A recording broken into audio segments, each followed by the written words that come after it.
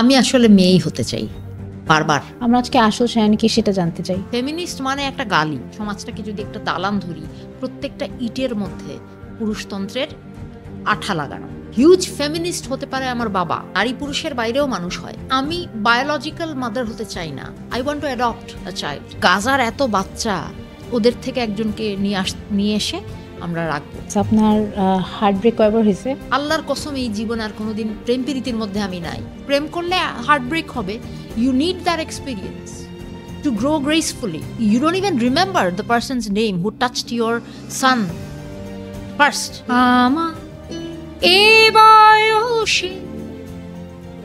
তারপর তার মনে নাই।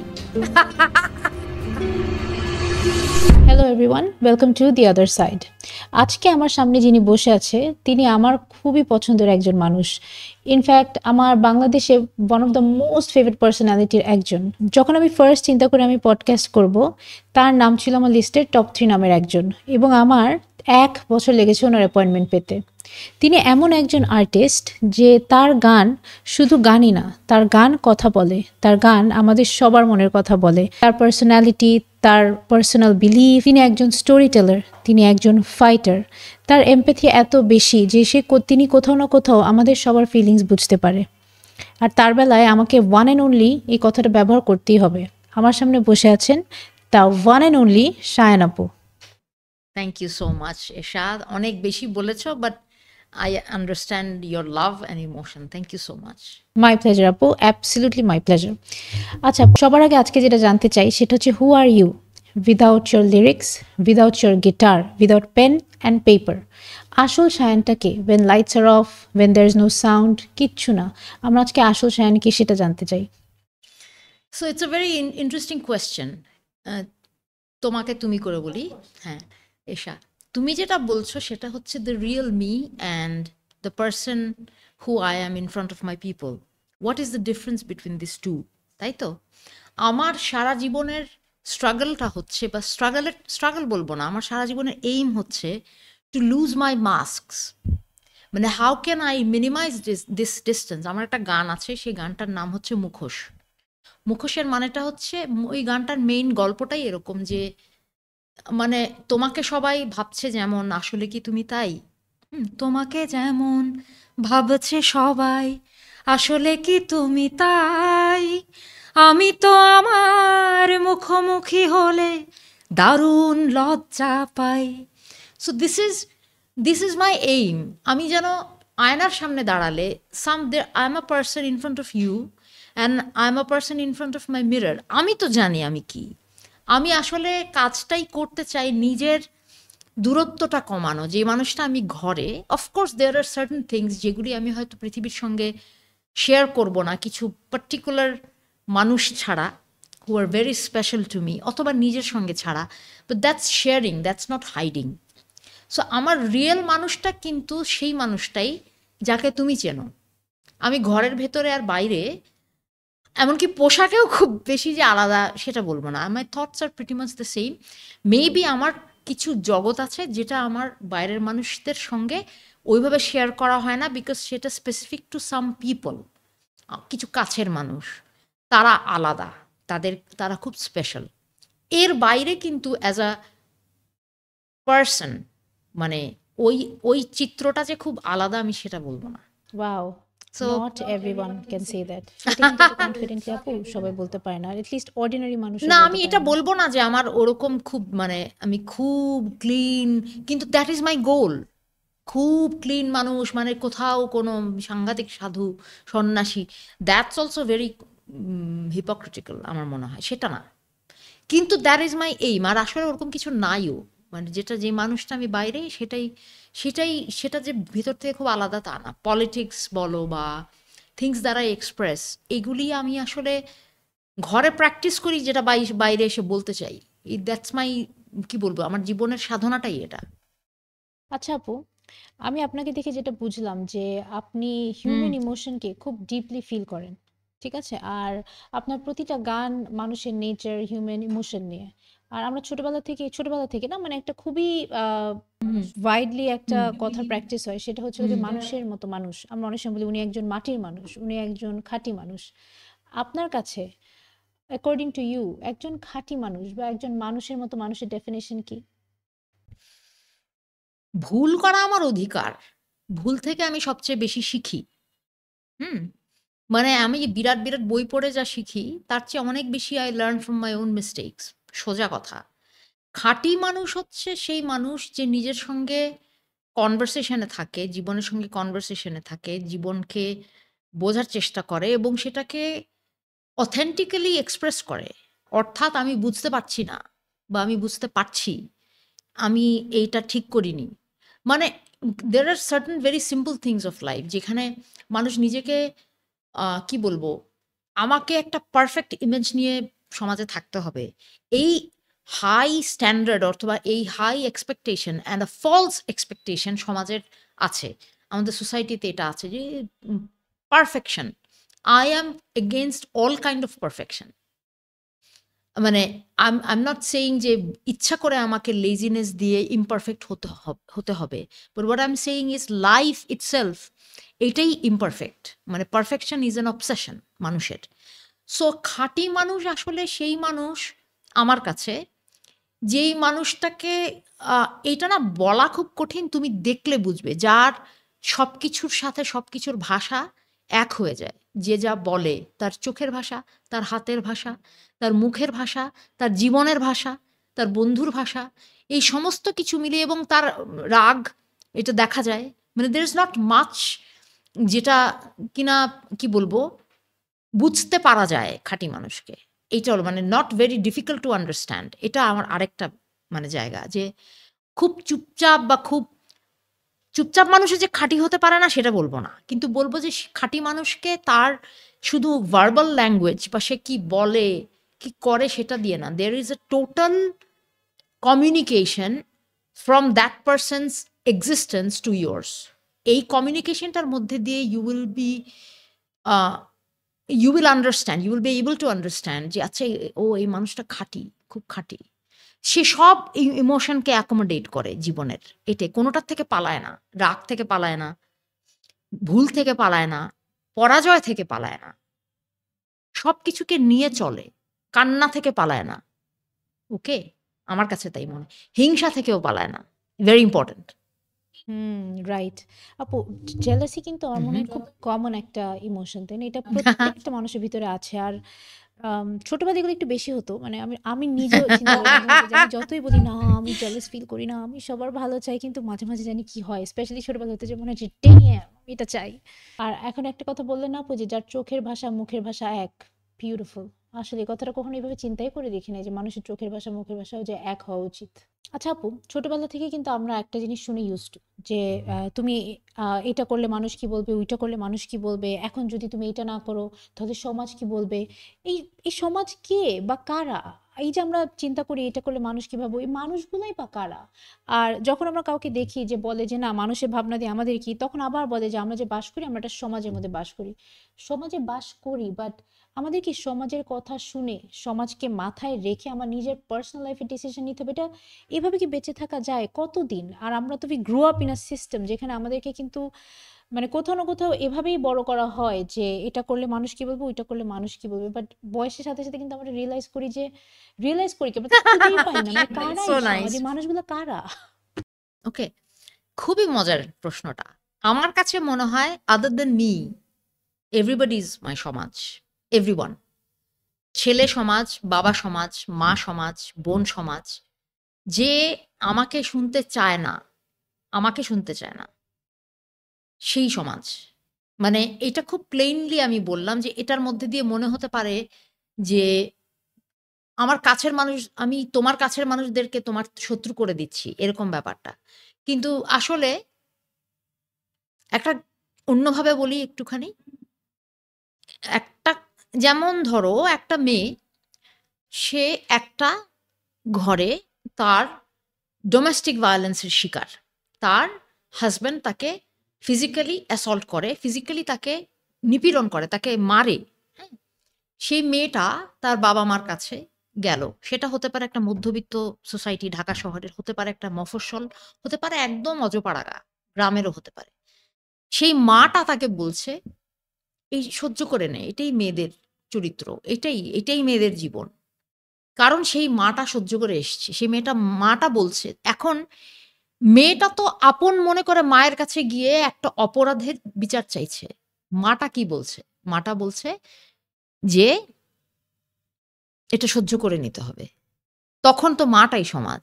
আমি সেই মায়ের কথা শুনতে মানা করি।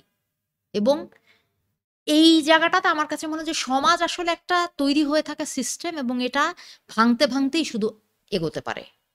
সমাজকে না ভাঙলে সমাজ কখনো আগায় না। কাজেই একটাকে ভেঙে, সমাজ হলো অনেকদিন ধরে চলতে থাকা নিয়মের একটা শক্ত উঁচু দেয়াল, দুর্গের মতো, যেখানে কিছু মানুষ বন্দী হয়ে থাকে, কিছু মানুষের ইচ্ছাকে সম্মান করা হয়। এই সমাজটাকে আমরা আবার এটার আরেকটা, হয়তোবা আমরা যেটা শুনে থাকি সেরকম একটা শব্দ দিয়ে আমরা বলতে পারি, আমরা বলি না পেট্রিয়ার্কাল সোসাইটি, পুরুষতন্ত্রের দ্বারা, মানে প্রত্যেকটা সমাজটাকে যদি একটা দালান ধরি, প্রত্যেকটা ইটের মধ্যে পুরুষতন্ত্রের আঠা লাগানো। সেটাকে একটু করে ছোট্ট করে ভেঙে আগাতে হয়। কেননা এটা কাকে বেনিফিট করে? আমরা যখন বলছি যে তোমার একটা সাধারণ ইচ্ছা যে ওকে আমি আজকে ছাদে গিয়ে বৃষ্টিতে ভিজতে চাই, সমাজ কি বলবে? কেন বৃষ্টিতে ভিজবে তুমি? বৃষ্টিতে ভেজা ঠিক না, অন্যায় এটা। মেয়েরা এমন করে না, এটা ঠিক না। কিন্তু কি বলবে বাসার মানুষ দেখবে। আমি বৃষ্টিতে ভিজবো, বৃষ্টি আকাশ থেকে পড়ে, one of the beautiful things যেটা জীবনে ঘটতে পারে, সেটা নিষেধ করছে কিসের দোহাই দিয়ে? সমাজের দোহাই দিয়ে। কেন? Because you are suppose to be so fearful all the time. Body language হবে এরকম, খুলে বাঁচতে পারবে না, খুলে হাঁটতে পারবে না, মাথা উঁচু করে চলতে পারবে না, একটু জোরে হাসতে পারবে না, গান একটু জোরে হাসা নিষেধ। না তুমি এক্স্যাক্টলি। এবং মানে এভরি ম্যানার, কিভাবে ঘুমাবে, কিভাবে বসবে, কিভাবে হাঁটবে, কিভাবে কোন পোশাকটা পরবে, কি করে খাবে, ওকে, এভরিথিং ইজ লেইড আউট, মানে সব বলা আছে। তাহলে এইটাই সমাজ। এই যে কঠিন নিয়ম, যার দ্বারা একদল মানুষ উপকৃত হয় বলবো না, একদল মানুষকে সেই নিয়মগুলো সার্ভ করে, আর একদল মানুষকে করে না। এখন কাদেরকে করে না তাদেরই এটা ভাঙতে হবে, এবং ভেঙে একটু করে সমাজটা পাল্টায়। সামনে যায় না পেছনে যায়, এগুলো খুবই relative question, I am not going to get there.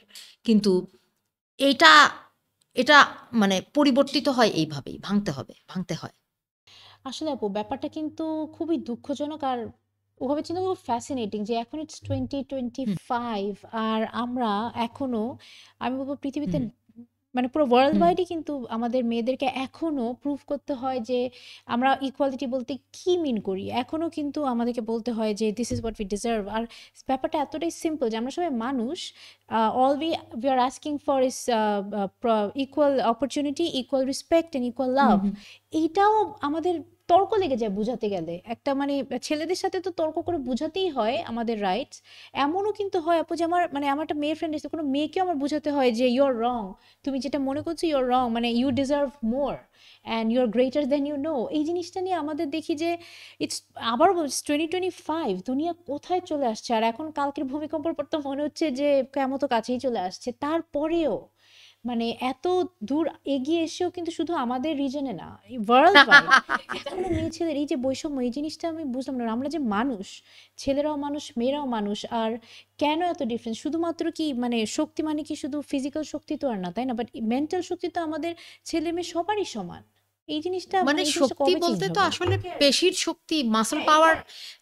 Main আর্গুমেন্টটা কি? মেইন আর্গুমেন্টটা হচ্ছে যেই মানুষই জন্মাক না কেন, নারী পুরুষের বাইরেও মানুষ হয়, হ্যাঁ, যেই মানুষই জন্মাক না কেন, তাকে কি আমি ইকুয়াল ট্রিটমেন্ট দিতে চাই কিনা, আমি কি তাকে সমান মর্যাদা দেব কিনা? একটা সোসাইটিতে একটা রাষ্ট্র যদি তৈরি হয়, একটা স্টেট যদি তৈরি হয়, সে যেই রাইটসগুলি তৈরি করবে, সেগুলি নারী পুরুষ বা যে কোনো ধরনের মানুষের জন্য, তার যে পরিচয়ে সে বাঁচতে চায়, রাষ্ট্র তাকে সেইভাবে, তার কিছু নিডস আছে যেগুলি আলাদা, নারীর থেকে পুরুষের আলাদা, সেগুলিতে যেমন তাকে আলাদাই দিতে হবে, কিন্তু মর্যাদা এবং অধিকার, যেখানে সমান কাজ সেখানে সমান বেতন হবে কিনা, যেখানে একটা ভোটিং সেখানে সমানভাবে ভোট দিতে পারবো কিনা, এই বিষয়টাতে আমি সে রাজি না। সে আসলে বিশ্বাস করে যে যেহেতু সে হাতে একটু বেশি ওজন তুলতে পারে, সেই জন্য আ সে ন্যাচারালি সে বেশি মর্যাদা পাওয়ার যোগ্যতা রাখে। এরকম একটা ব্যাপার। এটাই তার প্রাপ্য। এইটা একটা থট সিস্টেম এবং পেট্রিয়ার্কাল থট সিস্টেমের আসলে বাহক, এজেন্ট এটা যে সবসময় মেয়ে মানে পুরুষ মানুষ হবে তা কিন্তু না। আমি যেটা বললাম যে সমাজ কিংবা পেট্রিয়ার্কাল সোসাইটির পেট্রিয়ার্কাল থটস এর বাহক তো আমার মাও হতে পারেন। আমার বান্ধবী হতে পারে, আমার বোন হতে পারে এবং হিউজ ফেমিনিস্ট হতে পারে আমার বাবা। হিউজ ফেমিনিস্ট হতে পারে আমার বন্ধু, আমার বোন, আমার ভাই। যে আসলেও আমার ছোট ভাই আসলে বিরাট এক ফেমিনিস্ট এবং এই শব্দটাকে দূষিত করে দিয়েছে। ফেমিনিস্ট মানে একটা গালি। অথচ ফেমিনিজম কি করে? সমতা প্রতিষ্ঠা করার জন্যে, সমান অধিকারের জন্যে, মেয়েদের বিরুদ্ধে যত অন্যায় হচ্ছে সেটাকে নির্মূল করার জন্যে একটা মানে জাস্টিস বেসড সোসাইটি তৈরি করার জন্যে ফেমিনিজম কাজ করে। কিন্তু ফেমিনিজম বলতে ওই কয়েকটা ইমেজ আছে এই দেখে। হুম। আর আসলে এগুলো নিয়ে কথা বলতে দেখি মানুষ জোক হিসাবে নেয় বা মক করে যে বলে হ্যাঁ এই যে চলে ফেমিনিজম আসছে কপচাতে। ফেমিনিজম নিয়ে কথা বলতে, এই যে চলে আসছে এম্পাওয়ার্ড ওমেন, বা কোনো মেয়ে যদি নিজে ইনকাম করে ওকে জোক করে স্বাবলম্বী নারী হিসাবে ডাকা হয়। জিনিসটা আসলে মানে আমাদের যে আমরা যে মানুষ, এই যে মেয়েদের যে ফ্রিডম অফ চয়েস ব্যাপারটা আছে, এই ফ্রিডম অফ চয়েসেরও তো আমাদেরকে দেওয়া হয় না। মেয়েদের জীবনটা তো পুরো একটা টাইম স্ট্যাম্পের মধ্যে ধরা বাঁধা, রাইট? এত বছর বয়সের মধ্যে তুমি তো যদি চয়েস। পড়াশোনা করো, হ্যাঁ।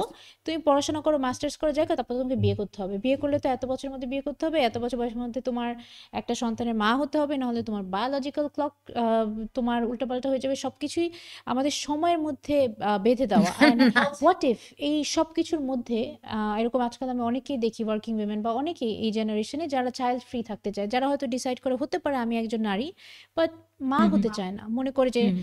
সে রেডি না টু বি আ মাদার। তখন কিন্তু তাকে অনেক জাজ করা হয়। সো মানে এই যে মেয়েদের থেকে এত এক্সপেকটেশন, এটার ব্যাপার আপনার কি মানে কি মনে হয়? একজন সন্তান চাইছেই না, আরেকজন বলছে ওয়ান চাইল্ড ইজ এনাফ, আরেকজন বলছে যে আমি বায়োলজিক্যাল মাদার হতে চাই না, I want two adopt a child.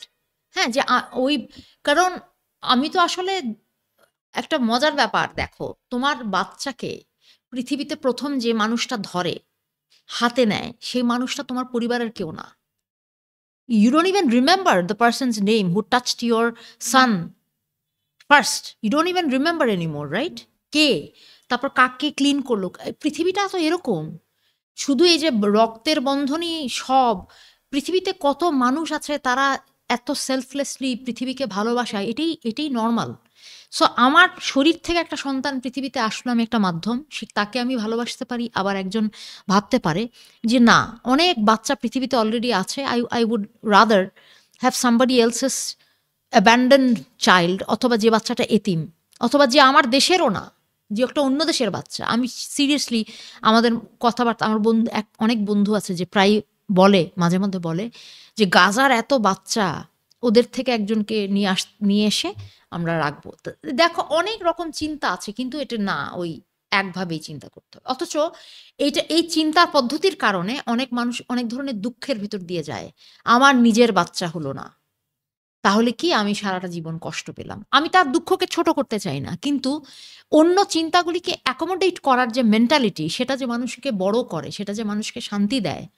এই যে একটা কমিউনিটি তৈরি হয়, যে একটা আমি যাকে ভালোবাসি। আচ্ছা, when you have a pet, তাকে তো তুমি নিজের বাচ্চার মতো আদর করো। সে তো তোমার পেট থেকে বেরোয়নি, শরীর থেকে বেরোয়নি, কিন্তু তুমি তো একটা পুষি, একটা বেড়াল, একটা কুকুর, সে তো তোমার নিজের বাচ্চার মতো, যার আছে সে ওইভাবেই ভালোবাসে। তখন কি ভালোবাসা কম পড়ে মনে হয়? তাদেরকে জিজ্ঞেস করো, দে লাভ দেয়ার, মানে ওই বাচ্চাগুলিকে একদম নিজের বাচ্চার মতো ভালোবাসে। ভালোবাসা is, there is no boundary, there is no rule. হ্যাঁ, আসলে আপু, তাই না? আসলে আমরা দেখলাম যে আমরা মা আর বাবা জিনিসটাকে খুব বায়োলজিক্যালি, এটা ডেফিনিশন খুব বায়োলজিক্যাল মনে করি, তাই না? আর মা বাবা বা মাদারলি ফিলিং, এটা তো বায়োলজিক্যাল কিছু, ইটস জাস্ট আ ফিলিং, তাই না? এটা তো একটা ইমোশন। আমি তো আমার একটা পেটকেও মায়ের মতো মায়ের মতো হুম, হুম। ভালোবাসতে হলে বা যে কোনো একটা একজন পুরুষ যদি বাবার মতো কাউকে ভালোবাসতে হয়, ওই মানুষটা তো নট নেসেসারিলি আমাদের ব্লাড হইতে হবে। It's the highest form of love and care, তাই না? কারণ আমার মাঝে মাঝে মনে হয় যে আমি তো আমার বান্ধবীকেও মায়ের মতো ভালোবাসতে পারি, আমার লাইফের ফার্স্ট ফ্রেন্ডকে আমি ওরকম ভালোবাসতে পারি, তাই না? এটা তো খুবই পিওর। কারণ আমার যেটা মনে হয় যে আমার আমার ছোট ভাই আমার থেকে 7 বছরের ছোট, ও আমার লাইফের ফার্স্ট বাচ্চা। মানে যখন আমি ছোট, আমি নিজেকে বাচ্চা ভাবতাম, তখন আমার লাইফে ফার্স্ট আমার ভাই আসে অ্যাজ আ বাচ্চা, আমার লাইফের ফার্স্ট বাচ্চা। সো এখন যখন আমি সত্যি একজন মা, আমি চিন্তা করে দেখি যে প্রথম প্রথম যখন ও ছোট ছিল আর আমি ওর থেকে বড় ছিলাম, আমি এখন ওর থেকে বড়, মানে তখন কিন্তু ওকে নিয়ে আমার যে ধরনের চিন্তা ভাবনা, ওর প্রতি আমার যে কেয়ার, ওর খাওয়া দাওয়া, ওর খুশি, ওর সেফটি, আমার ছেলেকে নিয়ে কিন্তু আমি ইনিশিয়ালি একই জিনিস ভাবতাম যখন আমার ছেলে আরো ছোট। ফিলিংসে কিন্তু মানে ইটস দ্য সেম ফিলিং, আর ইন্টেনশনও কিন্তু সেম। যদিও আমার ভাই যখন বড় হয়ে যায়, আমি যখন ওর উপরে খুব একটা বেশি মাগিরি আর করতে পারি নাই, বাট তারপরেও জিনিসটা হচ্ছে কি, it's just all about emotion. এটা তো আর ওরকম না যে, আর আমাদের সরি আমি অনেক লম্বা কথা বলছি, যেটা আমি বুঝাতে চাচ্ছিলাম সেটা হচ্ছে এই যে মা হওয়া, মানে বেসিক্যালি সন্তান জন্ম দেওয়া জিনিসটাকে এত বড় করে এত ডিপলি দেখা হয় যে সবার পক্ষে তো, অনেকে বিয়ে করে সন্তানের আশায় বিয়ে করে, সবার ভাগ্যে তো আল্লাহ মা হওয়া লেখে না, বা সবার ভাগ্যে আল্লাহ একটা সন্তান সমাজ। নাও দিতে পারে। তখন ওই মানুষগুলোকে সোসাইটি এমন একটা প্রেশারে ফেলে যে তোমার কবে বাচ্চা হবে, বা তোমার কোনো, আমি দেখি যে অনেকের স্ট্রেট জিজ্ঞেস করে ফেলে যে তুমি ডক্টরের কাছে কবে দেখাও, কেন যাচ্ছ না। মানুষগুলো কিন্তু তখন ওদের লাইফটাই পাল্টে যায়, কারণ ওরা মনে করে যে নো ম্যাটার হোয়াট, আর যাই অ্যাচিভ করুক জীবনে, তারা জীবনে যতটা খুশি থাকুক না কেন, সোসাইটি বা তার আশেপাশে এনভায়রনমেন্ট তাকে কিন্তু ফিল করায় যে তোমার, if you are not a mother, তোমার যদি সন্তান না হয় তাহলে লাইফটা ইনকমপ্লিট। আর সবসময় তো এটা নিজেদের হাতে থাকেও না, এটা তো পুরোপুরি, এটা তো উপর আল্লাহর উপর, তাই না? এই মানুষটা তাকে, আল্লাহ তাকে সন্তান হওয়ার সুখ দিবে কি দিবে না, আর ওই এক সুখের পিছনে আহ, আমাদের এই এক সুখের পিছনে ভাগতে ভাগতে, আল্লাহর কাছে দোয়া চেতে চেতে, কিন্তু কিছু কিছু মানুষ আছে যে জীবনের শেষে তাদের জীবন লাইফ শেষ হয়ে যায়, হয়তো তাদের এই একটা ইচ্ছা পূরণ হয় না। আর এটা কি এত বড় করে দেখা হয় যে এই এই দুনিয়াটা এত সুন্দর, এত কিছু আছে, এত কিছু নিয়ে খুশি থাকা যায়, কিন্তু সোসাইটি প্রেশারে আমি বলবো, রাদার সোসাইটি একজন মাকে, যার মা হওয়ার ক্যাপাবিলিটি নাই, তাকে যদি এটাই বোঝাতো যে তুমি যদি মা নাও হও, তারপরেও তুমি কমপ্লিট, তুমি কাউকে অ্যাডপ্ট করতে পারো, বা তুমি নিজের উপরে ফোকাস করো, তুমি দেখো জীবনে খুশি থাকার জন্য আর কি কি করতে পারো। এইভাবে কিন্তু আমি দেখি না কোনোদিনও কেউ ব্যাপারটাকে দেখি। এটা একটা মেয়ের উপর পুরো, মানে এটা পরীক্ষার মতন, যে যত যাই হোক তুমি যদি মা না হও, তুমি কিন্তু পরীক্ষায় পাশ করতে পারলে না। আচ্ছা আপু, স্পিকিং অফ মাদার, এখন আমরা আপনার মাকে নিয়ে কিছু কথা বলবো। আপনি একবার একটা স্টেটাস দিয়েছিলেন আপনার মাকে নিয়ে, এবং সেখানে আপনি বলছেন আপনি আপনার মার মেয়ে, এবং আপনার মা একজন সিঙ্গেল মাদার ছিলেন। তিনি আপনাকে এবং আপনার ভাইকে সিঙ্গেল হ্যান্ডেডলি তিনি পুরোপুরি একাই বড় করেন। ওনার কন্ট্রিবিউশন আপনার পার্সোনালিটিতে, আপনার বিলিফ সিস্টেমে কতটুকু, ওনার সাথে আপনার বন্ড কেমন ছিল, ওনার থেকে আপনি কি শিখলেন? টেল আস এভরিথিং অ্যাবাউট হার। অ্যান্ড তার আগে এটাও বলে নিই, তিনি এখন আমাদের মাঝে নেই, আল্লাহ তাকে বেহেশত নসিব করুক। আর আপনার সাথে তার বন্ডিংয়ের ব্যাপারটা আপনি যদি একটু বলেন আমাদেরকে। সেটাই, আমরা ভাই বোন যখন গল্প করি তখন এটা নিয়ে অনেক গল্প হয় যে আম্মু ওয়াজ মোর লাইক, মানে আমার ভাই আমাকে বলে যে I was a mother to him and আম্মু was a father to us. And এখন আবার আমি আর আমার ছোট ভাই, আমাদের অনেক ডাইমেনশনে, মানে আমি যেটা বলছিলাম যে আমার বেশিরভাগ গানের কম্পোজিশন আমার ছোট ভাইয়ের করা। সো সামটাইমস আমরা সিবলিংস, মাঝে মাঝে ছোটবেলায় আমি ছিলাম ওর মানে মাদারলি ফিলিং দেওয়ার একটা source, and then we became friends, and then we are also siblings, but then when we are doing music together তখন আবার ও আমার সবচেয়ে হাইয়েস্ট ক্রিটিক, মানে আমাকে বলতো আপনি তুমি এই গানটা একদম কি এত বেসুরা গাচ্ছ, মানে তখন কিন্তু আবার he is a music director. একই সম্পর্কে আমরা দুই ভাই বোন, অথচ কত ডাইমেনশনে আমরা সম্পর্ক কাটাই, তাই না? সম্পর্ককে আমরা সেলিব্রেট করি এভাবে। সব মানুষের মধ্যে এরকম নানান ফর্মের, কখনো সামটাইমস আমাদের নিজেদের প্যারেন্টের মতো করে নিজেদেরকে সেলফ প্যারেন্ট করতে হয়। সেলফ প্যারেন্ট বলে একটা কথা আছে, হ্যাঁ? মাঝে মাঝে বন্ধু হতে হয় নিজের, মাঝে মাঝে মা হতে হয়, তাই না? এরকম আমার মা আমার কাছে কি বলা যায়, একটা তো বায়োলজিক্যালি আমরা মা মেয়ে, আমরা বন্ধু, and biggest inspiration, a fighter. আম্মু, আমাদের যুগে কথাটা চলতো খুব যে she was a single mother, মানে আমার বয়স যখন 5 তখন আমার বাবা মায়ের তখন ডিভোর্স হয়ে যায়, অ্যান্ড দেন ওই সময় আমাদের সমাজে that was a huge deal.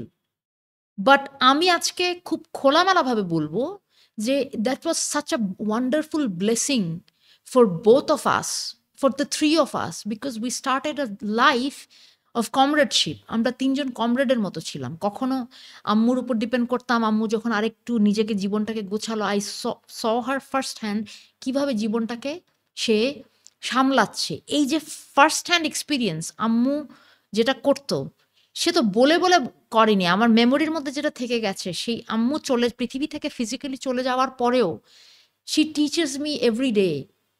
And then there are things that I did not learn from her.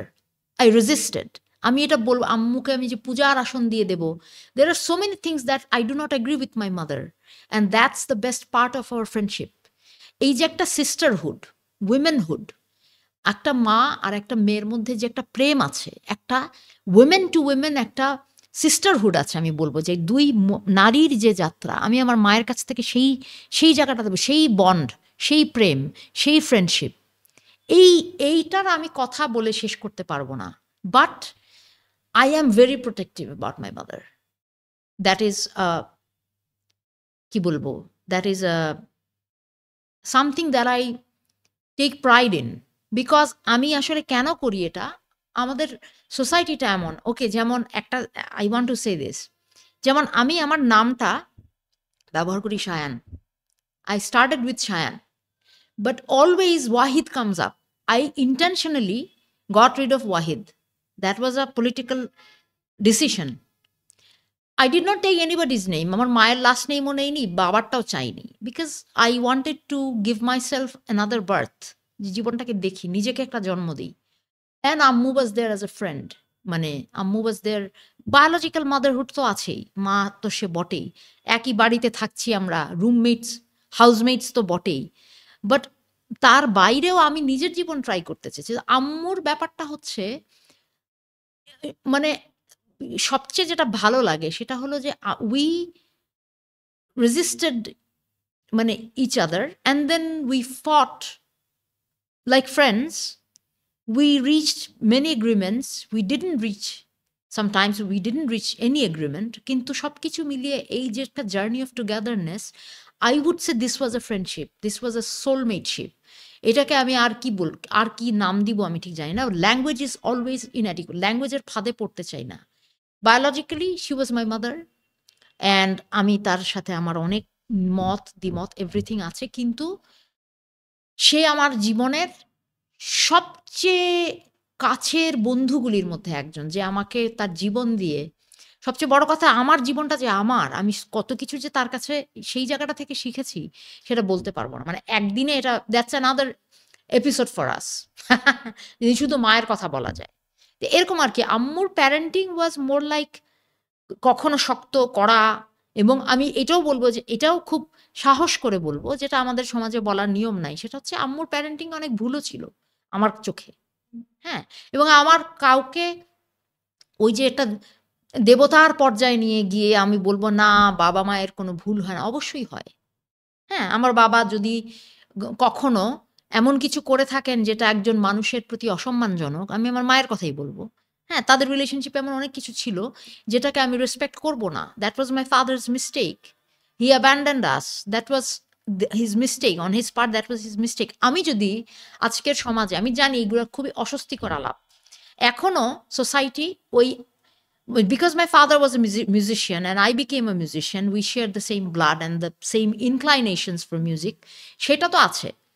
But the way, যে হার্ডশিপসের ভেতর দিয়ে মা গিয়ে আমাকে যে জীবন দিয়েছে, that separates me from the paternal influence that I really wanted to avoid.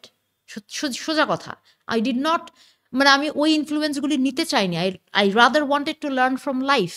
এবং আম্মুর অনেক কিছু আছে যে বিশেষ করে তার জীবনটাই, যে একটা বিজয়ী নারীর জীবন আমাকে এত ইন্সপায়ার করে। আমি পৃথিবীতে যেই জায়গাগুলি থেকে সবচেয়ে বেশি ইন্সপায়ার্ড, তার মধ্যে একটা হচ্ছে আম্মুর জীবনের কথা বলি। আম্মু ওয়াজ ব্রট আপ একটা, মানে ওই সময়ের সমাজে এমন একটা মানুষ হিসেবে তাকে বড় করা হচ্ছিল যে ওকে একটা ভালো ঘরে বিয়ে হবে, খুব হ্যান্ডসাম লুকিং একটা ধনী পরিবার হবে, শিক্ষিত হবে, দেখতে ভালো হবে, আইডিয়ালি একদম নায়ক সেরকম কারোর সাথে বিয়ে হবে, বাচ্চা হবে ফুটফুটে, এবং তারপরে হয়তো বিদেশে থাকবে বা দেশে থাকবে। আম্মুরা পড়াশোনা করতো, তাদের পরিবারে পড়াশোনা করেছে একটা সার্টেন লেভেল পর্যন্ত, বিকজ তখনকার যুগে মেয়েরা পড়াশোনা করছে, কিন্তু পড়াশোনা করে চাকরি করবে, চাকরি করাটা একটা ব্যাড লাক হিসাবে ধরা হতো আমাদের ওই পরিবারে, যে চাকরি করে খেতে হয় মেয়েটাকে, এরকম ব্যাকগ্রাউন্ড থেকে কিন্তু আম্মু এসছে। সেখানে তার ডিভোর্সের পরে আম্মু যেই একটা বিউটিফুল জার্নি করলো, সেটা তার বিজয়ের গল্প। তার সমাজকে ভেঙে সে নানান কিছু পার হয়ে কিন্তু সে এগিয়ে গেল। আমাকে আবার সেই পরের প্রজন্মের সমাজটাকে ভাঙার চ্যালেঞ্জটা আমার। আমার পরবর্তীতে যারা পৃথিবীতে আসবে তাদের, আমাদের প্রত্যেকের কাজ আছে সমাজকে রাখার এবং সমাজকে ভাঙার। সবকিছুকেই ভেঙে ফেলতে হবে আমি সেটার কথা বলছি না, কিন্তু সবকিছু সবসময় কিছু না কিছু থাকে যেটা ভাঙতে ভাঙতে আমাদেরকে সামনে যেতে হবে। আচ্ছা আপু, যেহেতু আপনি বললেন যে 5 বছর বয়সে আপনার মা বাবা ডিভোর্স হয়ে যায়, 5 বছর বয়স তো অনেকই ছোট। তো ওই 5 বছর বয়স থেকে তাহলে কি আপনার বাবার সাথে আপনার সম্পর্ক কি খুব একটা ছিল, বা was he present in your life? না, বাবার সাথে এখন অনেক বছর পরে, মানে ডিভোর্সের পর, আমার বাবা মার ডিভোর্সের পরের পরবর্তী 12 years there was a clean কাট। এর মধ্যে আমরা বড় টড় হয়ে গেলাম। তার অনেক পরে একটা মানে কি বলবো, কমিউনিকেশন মতো হয়েছে, but we were raised single handedly. এবং এই যে কথাটা বলতে গিয়ে বললাম যে তখনকার দিনে একটা প্রচলিত কথা ছিল সিঙ্গল মাদার, কিন্তু এখন আমি দেখি যে single mother is not just a single person. আম্মু তার কমিউনিটি তৈরি করেছিল। সিঙ্গল মাদার মানে এমন না যে একা একা।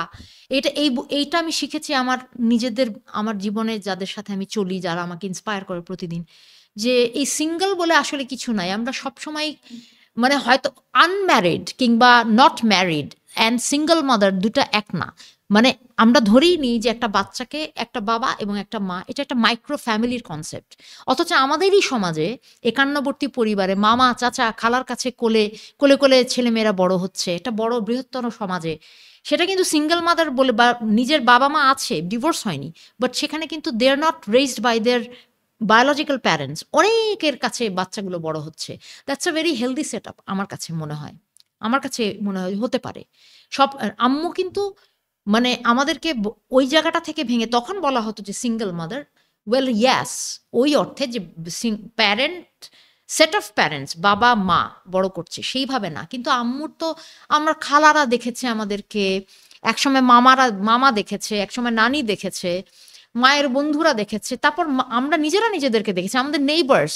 আম্মু যখন অফিসে চলে যেত, তখন আমাদের যে বাড়িওয়ালা ছিলেন, উনি আমাদের দুই ভাই বোনকে দেখে রাখতেন। ওনার কি আমার জীবনে কোনো ভূমিকা নাই?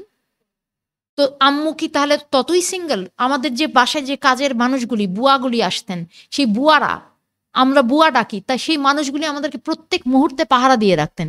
ওনারা আমাদেরকে দেখেন নাই? প্যারেন্টিং করেন নাই? So am I not grateful to them? I am. So ইয়াস, আম্মু আমাদেরকে আমাদের যে ফাইন্যান্সিয়াল জার্নি যেটা, সেটা আম্মু করেছে এককভাবে।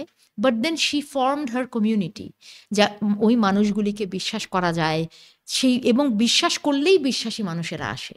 She allowed that society to happen to her. এবং সেই কারণেই আমি অনেক মানুষের কাছে কৃতজ্ঞ। I am not just raised by my mother alone, I was also raised by my teachers, by my friends, by my neighbors. এই আর কি। আপনি এত সুন্দর করে যে কনসেপ্টটা বুঝালেন, যে এত সুন্দর করে আমি আসলে এটা কাউকে বলতে দেখি নাই, যে the concept of raising a child not just by a mother, আশেপাশে সবারই একটা কন্ট্রিবিউশন থাকে। সো 5 বছর বয়স কিন্তু অনেকই কম। তখন আসলে খুব একটা মেমোরি কিন্তু থাকে না। মেমোরি, আমার মনে হয় বাচ্চাদের মেমোরি সব শুরু হয় হলো গিয়ে 8 বছর বয়স থেকে। সো এই 5 বছর বয়স পর্যন্ত হলে আপনি আপনার ভাই, আপনি মা, আপনার মা, আপনারা 3 জনই হচ্ছে গিয়ে আপনার যা মেমোরি, বাবা মা একসাথে আপনার 4 জনের কোনো একটা মেমোরি খুব একটা নেই। আসলে আমারও যেটা মনে হয় যে একটা বাচ্চার কিন্তু অনেক সময় কিন্তু এরকম হয় যে মা বাবা সহ বেড়ে ওঠা একটা বাচ্চাও কিন্তু হ্যাপি ফ্যামিলি কনসেপ্টটা খুব একটা ভেরি জানে না। লিটল, না, it's just about very the little. Dynamics at home.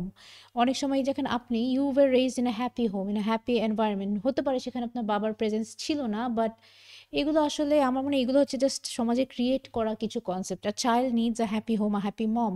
Not necessarily একটা বাচ্চা তখনই একটা হেলদি এনভায়রনমেন্ট পাবে যখন মা আর বাবা দুইজনই থাকে। আমি কিন্তু এটাকে খুব নেকেডলি বলি, আমি খুব খোলামেলাভাবে বলি যে it is beautiful if you have one parent, and then it is again beautiful if you have two, if you have more. That is parenting, মানে আসলে ঠিক বায়োলজিক্যালি আমি একজনকে জন্ম দিলাম, তারপরে সেখান থেকেই আমি আসলে ওই জায়গাটার চেয়ে একটু দূরে, আমার সাইকোলজিটা তার থেকে আলাদা। আমি যেটাকে বিশ্বাস করি সেটাকেই আমি প্রচার করি, যে আজকের পৃথিবীতে এত এতিম বাচ্চারা আছে। আর ইনফ্যাক্ট আমরা যারা ইনফ্যাক্ট ধর্ম নিয়েও কথা বলি, তা আমরা তারাও কিন্তু জানি যে তাহলে তো এটা তো পৃথিবীতে যে এরকম ঘটনা ঘটবে, অনেক বাচ্চারা এতিম হয়ে যাবে, এটা তো আসলে ন্যাচারালি তাহলে ডিসাইডেড। এই বাচ্চাগুলিকে কারা দেখবে? তাহলে সোসাইটির ডিজাইনটা কি? এই বাচ্চাগুলি কি তাহলে they are not allowed to have love?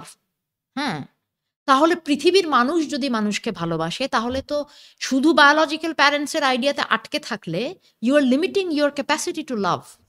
But if you allow it in, তাহলে কিন্তু সারা পৃথিবীকে ভালোবাসা যায়। এবং সেখানে শুধু বায়োলজিক্যাল বাবা মার কাছে আটকে থাকা, আমি এটা, আমার কাছে মনে হয় দিস ইজ ইউর লিমিটিং। আমার কাছে আমাকে যে হাতে ধরে পেলেছে, শেফালি বুয়া আমি ডাকি, আমার বয়স ছিল ৭ মাস, ওর বয়স ছিল ৭ বছর। ও আজকে পর্যন্ত আমরা একসাথে থাকি, মানে ও কিন্তু আমাকে দেখে রাখে। ও চাইল্ড লেবার, ও তখন তো সেই যুগে ও আমাকে কোলে করে রাখতো, ও নিজেই একটা বাচ্চা। তো I was raised by Shefali, not just my mother. ও আমাকে দেখে রাখতো, ঘুম পাড়াতো। আমি এইভাবে চিন্তা করতে পারি না, আমি এভাবেই দেখি। আই হ্যাভ টু অ্যাকনলেজ কে আমাকে হাতে ধরেছে। আমি বললাম না যে আমার মা কিন্তু আমাকে পৃথিবীতে প্রথম যেই হাতটা আমাকে স্পর্শ করেছে, সেটা আমার মায়ের হাত নয়, সেটা আমার বাবার হাতও নয়, some doctor, some nurse, I don't know that person, but I am thankful. প্রথম টাচ সেই মানুষটার কাছ থেকে এসছে। I don't even know that person's name, but আমি মনে মনে তাকে থ্যাঙ্কস জানাই। পৃথিবীতে দ্যাট পারসন ওয়েলকাম মি, তাই না? এই তো। ওয়াও! আমি আসলে কখনো এভাবে চিন্তাই করি নাই। আসলেও তো, কারণ আমি এখন শুনি যে আমারটা তো আমার মনে নাই। তো আমি চিন্তা করছিলাম, আমার সাথে কে জানি কে করলো, এটা কি নার্স ছিল না ডক্টর ছিল? কারণ ফার্স্ট একটা নার্স না ডক্টর কোলে নিয়ে তারপর আমার মার কাছে দেয়, আমার মা আমার কাছে দেয়। এভাবে আসলে চিন্তা করে দেখিনি আগে। না, সেটা আমরা চিন্তা করি না হয়তো অনেক সময়, but we have so many people, there are so many people who we should be grateful to. আচ্ছা আপু, এখন আপনার গানের ব্যাপারে আসি। আমার আই লাভ মিউজিক। আমার গান শুনতে অনেক ভালো লাগে। যতটা ভালো লাগে অতটা টাইম পাই না শোনার। বাট আমি খুব লিরিক্সে ফোকাস করে গান শুনি। তো আপনার গান আজকাল যেগুলো শুনি, মেবি আমি হয়তো ফলো করতে পারছি না, but correct me if I am রং। আপনার আজকাল যেই গানগুলো মোস্টলি ব্যাক টু ব্যাক গত ৪-৫ বছরে যেসব গান খুব সম্ভবত ওগুলো দেশ নিয়ে, দেশের মানুষ নিয়ে বা প্রতিবাদী গানগুলো, বিপ্লবী গানগুলো খুব বেশি আসছে। বাট আপনার ১০ বছর বা ১২ বছর আগের যে গানগুলো, ওগুলা এত related with human emotion, love, friendship, life, beautiful lyrics, unbelievable. And আমার মনে হয় আপনার লিরিক্সগুলো the most powerful part of your lyrics, যেটা হচ্ছে যে আমি ধরেন একটা গান শুনছি আপনার, ওই গানটা যে ইমোশনটা নিয়ে বা যে ইভেন্ট বা ইনসিডেন্টটা নিয়ে লাইফের, সেটা হয়তো আমার সাথে হয়ও নাই, আমি এটা এক্সপিরিয়েন্স আসলেও করি নাই, কিন্তু তারপরে যখন আপনার এই সার্টেন লিরিক্সের গান শুনি, এত ডেপথ, এটা এত অ্যাট্রাক্ট করে যে অ্যাকচুয়ালি মনে হয় কি আমার সাথে এই ঘটনাটা ঘটে গেছে। আসলে কিন্তু ঘটে নাই, মানে আমি এটা এক্সপিরিয়েন্স করি আচ্ছা। নাই, কিন্তু the music, the sound, your voice and ওই লিরিক্সটা কিন্তু অ্যাকচুয়ালি মানে পুরো মানে টেনে নিয়ে যায় গানের ভিতর। আর মনে হয় যে আমি ওইটা আমারই লাইফের কথা, যেখানে বললাম তো যে যেখানে আমার সাথে এই জিনিসটা ঘটেই নাই।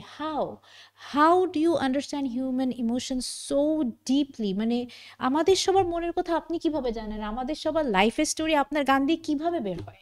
না, এটা অনেক, থ্যাংক ইউ সো মাচ। প্রথম কথা হচ্ছে থ্যাংক ইউ সো মাচ, অনেক kind words, beautifully. No no you. আচ্ছা, এইবার বলি, অনেকগুলি কথা আছে এখানে। যেমন তুমি আমার যে গানটা ১০ বছর আগে শুনেছ, সে ফিরতে ঘরে ভয় কিংবা ওঠ মন ওঠ না, কিন্তু ইমোশন ঠিক পলিটিক্যাল নেচার মনে হচ্ছে না এই গানগুলিকে। এই গানগুলি কিন্তু আমি তখন লিখিনি, এই গানগুলি আমি লিখেছি তার থেকেও ১২-১৩ বছর আগে। যেমন একটা গান আছে, এখানেই সুখ ছিল একদিন, ইটস অ্যাবাউট আ ডিভোর্স। হ্যাঁ, যে একটা ঘর ভেঙে যাচ্ছে, ঘর ভেঙে যাচ্ছে। সেই গানটা কিন্তু আমি আমার ১৫ বছর বয়সে লিখেছি, ইভেন বিফোর আই রোট কোলবালিশ, অনেক ছোটবেলায়। বিকজ দোজ থটস আমার কাছে আমার ভালো লাগতো না, যে একটা ঘর কেন ভেঙে যায়, কেন মানুষকে এত ভালোবাসে, তারপর সেই মানুষটার থেকে আবার সেই মানুষটা চলেও যায়। এই যে হিন্দি মুভি দেখতাম, এই যে বিচ্ছেদ হতো, আমি এটা নিতেই পারতাম না। আমি গিয়ে ভিডিও ক্যাসেট যখন ভাড়া করতাম, আমি জিজ্ঞেস করতাম, আচ্ছা নায়ক নায়িকা একসাথে মিলেমিশে থাকে তো এই মুভিতে? তখন উনি বলতেন হ্যাঁ, তাহলে এই মুভিটা দেন, এটা দেখবো। মানে আমি এরকম ছিলাম, এত মানে নাইভ। সো আমি খুব মিলনপন্থী ছিলাম যে মানুষ মিলেমিশে থাকবে, কারোর সাথে কারোর ঝগড়া হবে না, কিছু হবে না। So it was like a prayer, সবাই সবাইকে ভালোবাসবে। That was my age. আমি তখন ওটা নিয়ে গান লিখেছি। That when then I was 14 plus 15। আমি ম্যাট্রিক পরীক্ষা দেইনি তখনও, তখন লেখা। But when you heard this, তার অনেক বছর, আমার প্রথম অ্যালবাম যখন বেরোলো দ্যাট ওয়াজ 30, আই ওয়াজ 32, কিন্তু আমার লেখাটা কিন্তু 14 বছরে। সো 14 × 2 = 28, আর তারও 18 বছর পরে আই কুড রিলিজ। বাজার কিন্তু আরেকটা ব্যাপার। I am a musician, I am an artist. আমি জীবনের যা কিছু অনুভব করি তাই লিখতে লিখতে যাই।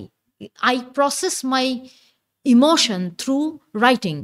এটা আমি বলবো it's a blessing that happen to me. আমি যে লিখতে বসি, লিখে লিখে আমি ঘটনাটাকে হজম করি। এই যে একটা বিচ্ছেদ হলো, মানতে পারছি না, আমি একটা গান লিখলাম, সেটা গাচ্ছি। বা বন্ধু, হারিয়ে যাওয়া বন্ধুর সাথে আমার ঝগড়া হলো, বন্ধুকে আমি পাচ্ছি না, কিন্তু আমি যখন গানটা গাইছি বা লিখছি, কিংবা আমার ডিপ্রেশন হচ্ছে, ওঠ মন ওঠ না, কথা শোন শোন না, আমি নিজের মনটাকে বলছি যে, কিংবা মন চল নির্বাসনে যাই, আমি নিজেকে বলছি এসব কথা।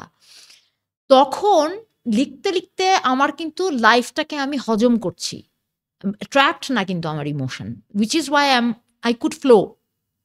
লেখার মধ্যে দিয়ে আমি কাইন্ড অফ জীবনকে হজম করা শিখেছি। But when I am releasing it and it is reaching my audience, সেটা কিন্তু আরও 10-12 বছর পরে, তখন আমি ওই গানটা রিলিজ করতে পারছি। বাজারের সাথে কিন্তু সম্পর্কটা আলাদা।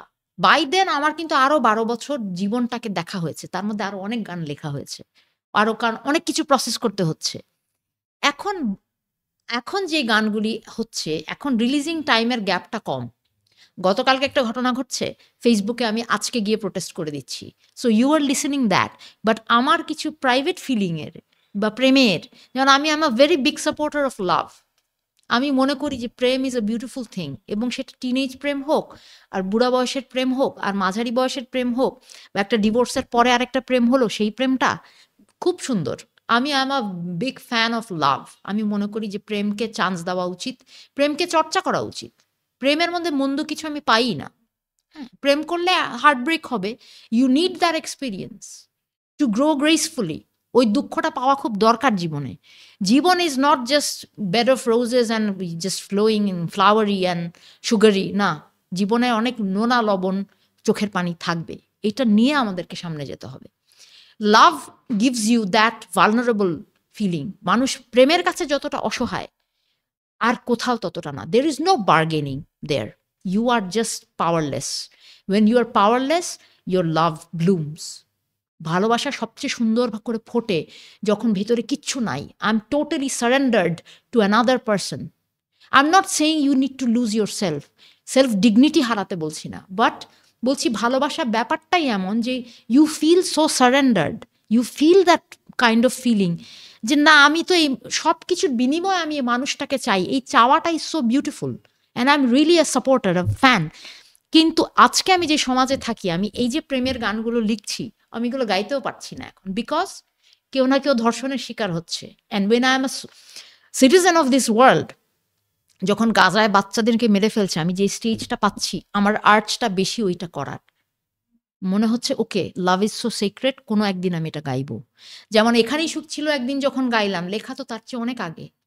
সো আই হোপ, আমাকে অনেকে অনেক বকা দেয় বা অনেক কমপ্লেনও করে যে আপু, আপনার ওই টেন্ডার ফিলিং এর গানগুলি তো আর পাচ্ছি না, কেন সারাক্ষণ এই মারামারি, সারাক্ষণ। আই নো দ্যাট শ্রোতার একটা চাহিদা আছে, আমি বার্গেন করি সেটার সাথে। আমি অল্প অল্প করে এগুলো লিখতে লিখতে যাব, হয়তো যেমন আমার প্ল্যান আছে যে আগামী বছর হয়তো অনেকগুলি। এখন কিন্তু প্রেম করাটাই আমার মনে হয়, প্রেম is also another form of politics. When I talk about love, people won't let you talk about love. They will criminalize it sometimes. It may happen. তো আমি তো চাই প্রেমের কথা বলতে, প্রেমের বন্দনা করতে আমি চাই। তো তখন ওই প্রেমের গান আমাকে গাইতে হবে আরো অনেক। আমার কাছে মনে হয় আপু যে love I think is one of the most powerful human emotion আর one of the most powerful things in the world. আসলে লাভ যে কোনো দেশে, যে কোনো ভাষায়, যে কোনো অবস্থায়, যে কোনো ক্লাসে লাভ ইজ লাভ। এটার ইমোশন, এটার intangible language, it's same everywhere in the universe. মানে যে কোনো ইউনিভার্সে লাভের আসলে একই ল্যাঙ্গুয়েজ। আমার কাছে এই জন্যে ভালো লাগে because I feel so powerless. আমি পৃথিবীতে যাই করি না কেন, এইটাই and how beautiful is that feeling যে আমরা খুবই control freak, we want to control everything. ভূমিকম্প হবে কিভাবে আমরা কি করব, we are trying to prepare. Life is not always about your preparedness, life is much ahead of you। কিছু দিয়ে you can't stop what is going to happen sometimes. আমাদের daily লাইফের ফিলিংয়ে জোর করে কাউকে ভালোবাসা যায় না, জোর করে কোনো ভালোবাসা থেকে বের হওয়া যায় না। আবার নিজের সেলফ ডিগনিটি এটা তো রাখতে হবে। এই সব কিছু মিলিয়ে লাভের experience is so complicated and so beautiful. আমার অনেক ভালো লাগে।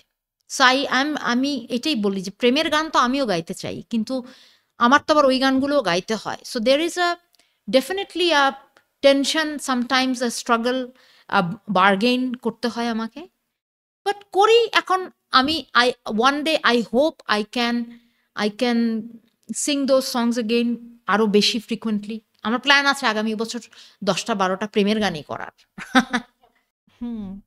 আর আসলে আপু the kind of love that you are just talking about, আমার মনে হয় না যে I don't think not everyone can love like that. ওই আনকন্ডিশনাল পিওর লাভটা আমার মনে হয় সবাই করতে পারে না। আমার কাছে তো মনে হয় when there is, listen, আমি এটা বলবো, I there was a time when I had such a huge heartbreak, যখন আমার মনে হলো ওকে আর না, এইবার যদি আমি বেরোতে পারি এখান থেকে, আল্লাহর কসম এই জীবনে আর কোনোদিন প্রেম প্রীতির মধ্যে আমি নাই, আল্লাহর কসম, আল্লাহর কিরা, এই বলে আমি অনেক কষ্ট করে ওই হার্টব্রেক থেকে দাঁড়ালাম। And I'm so confident. And then it happened again.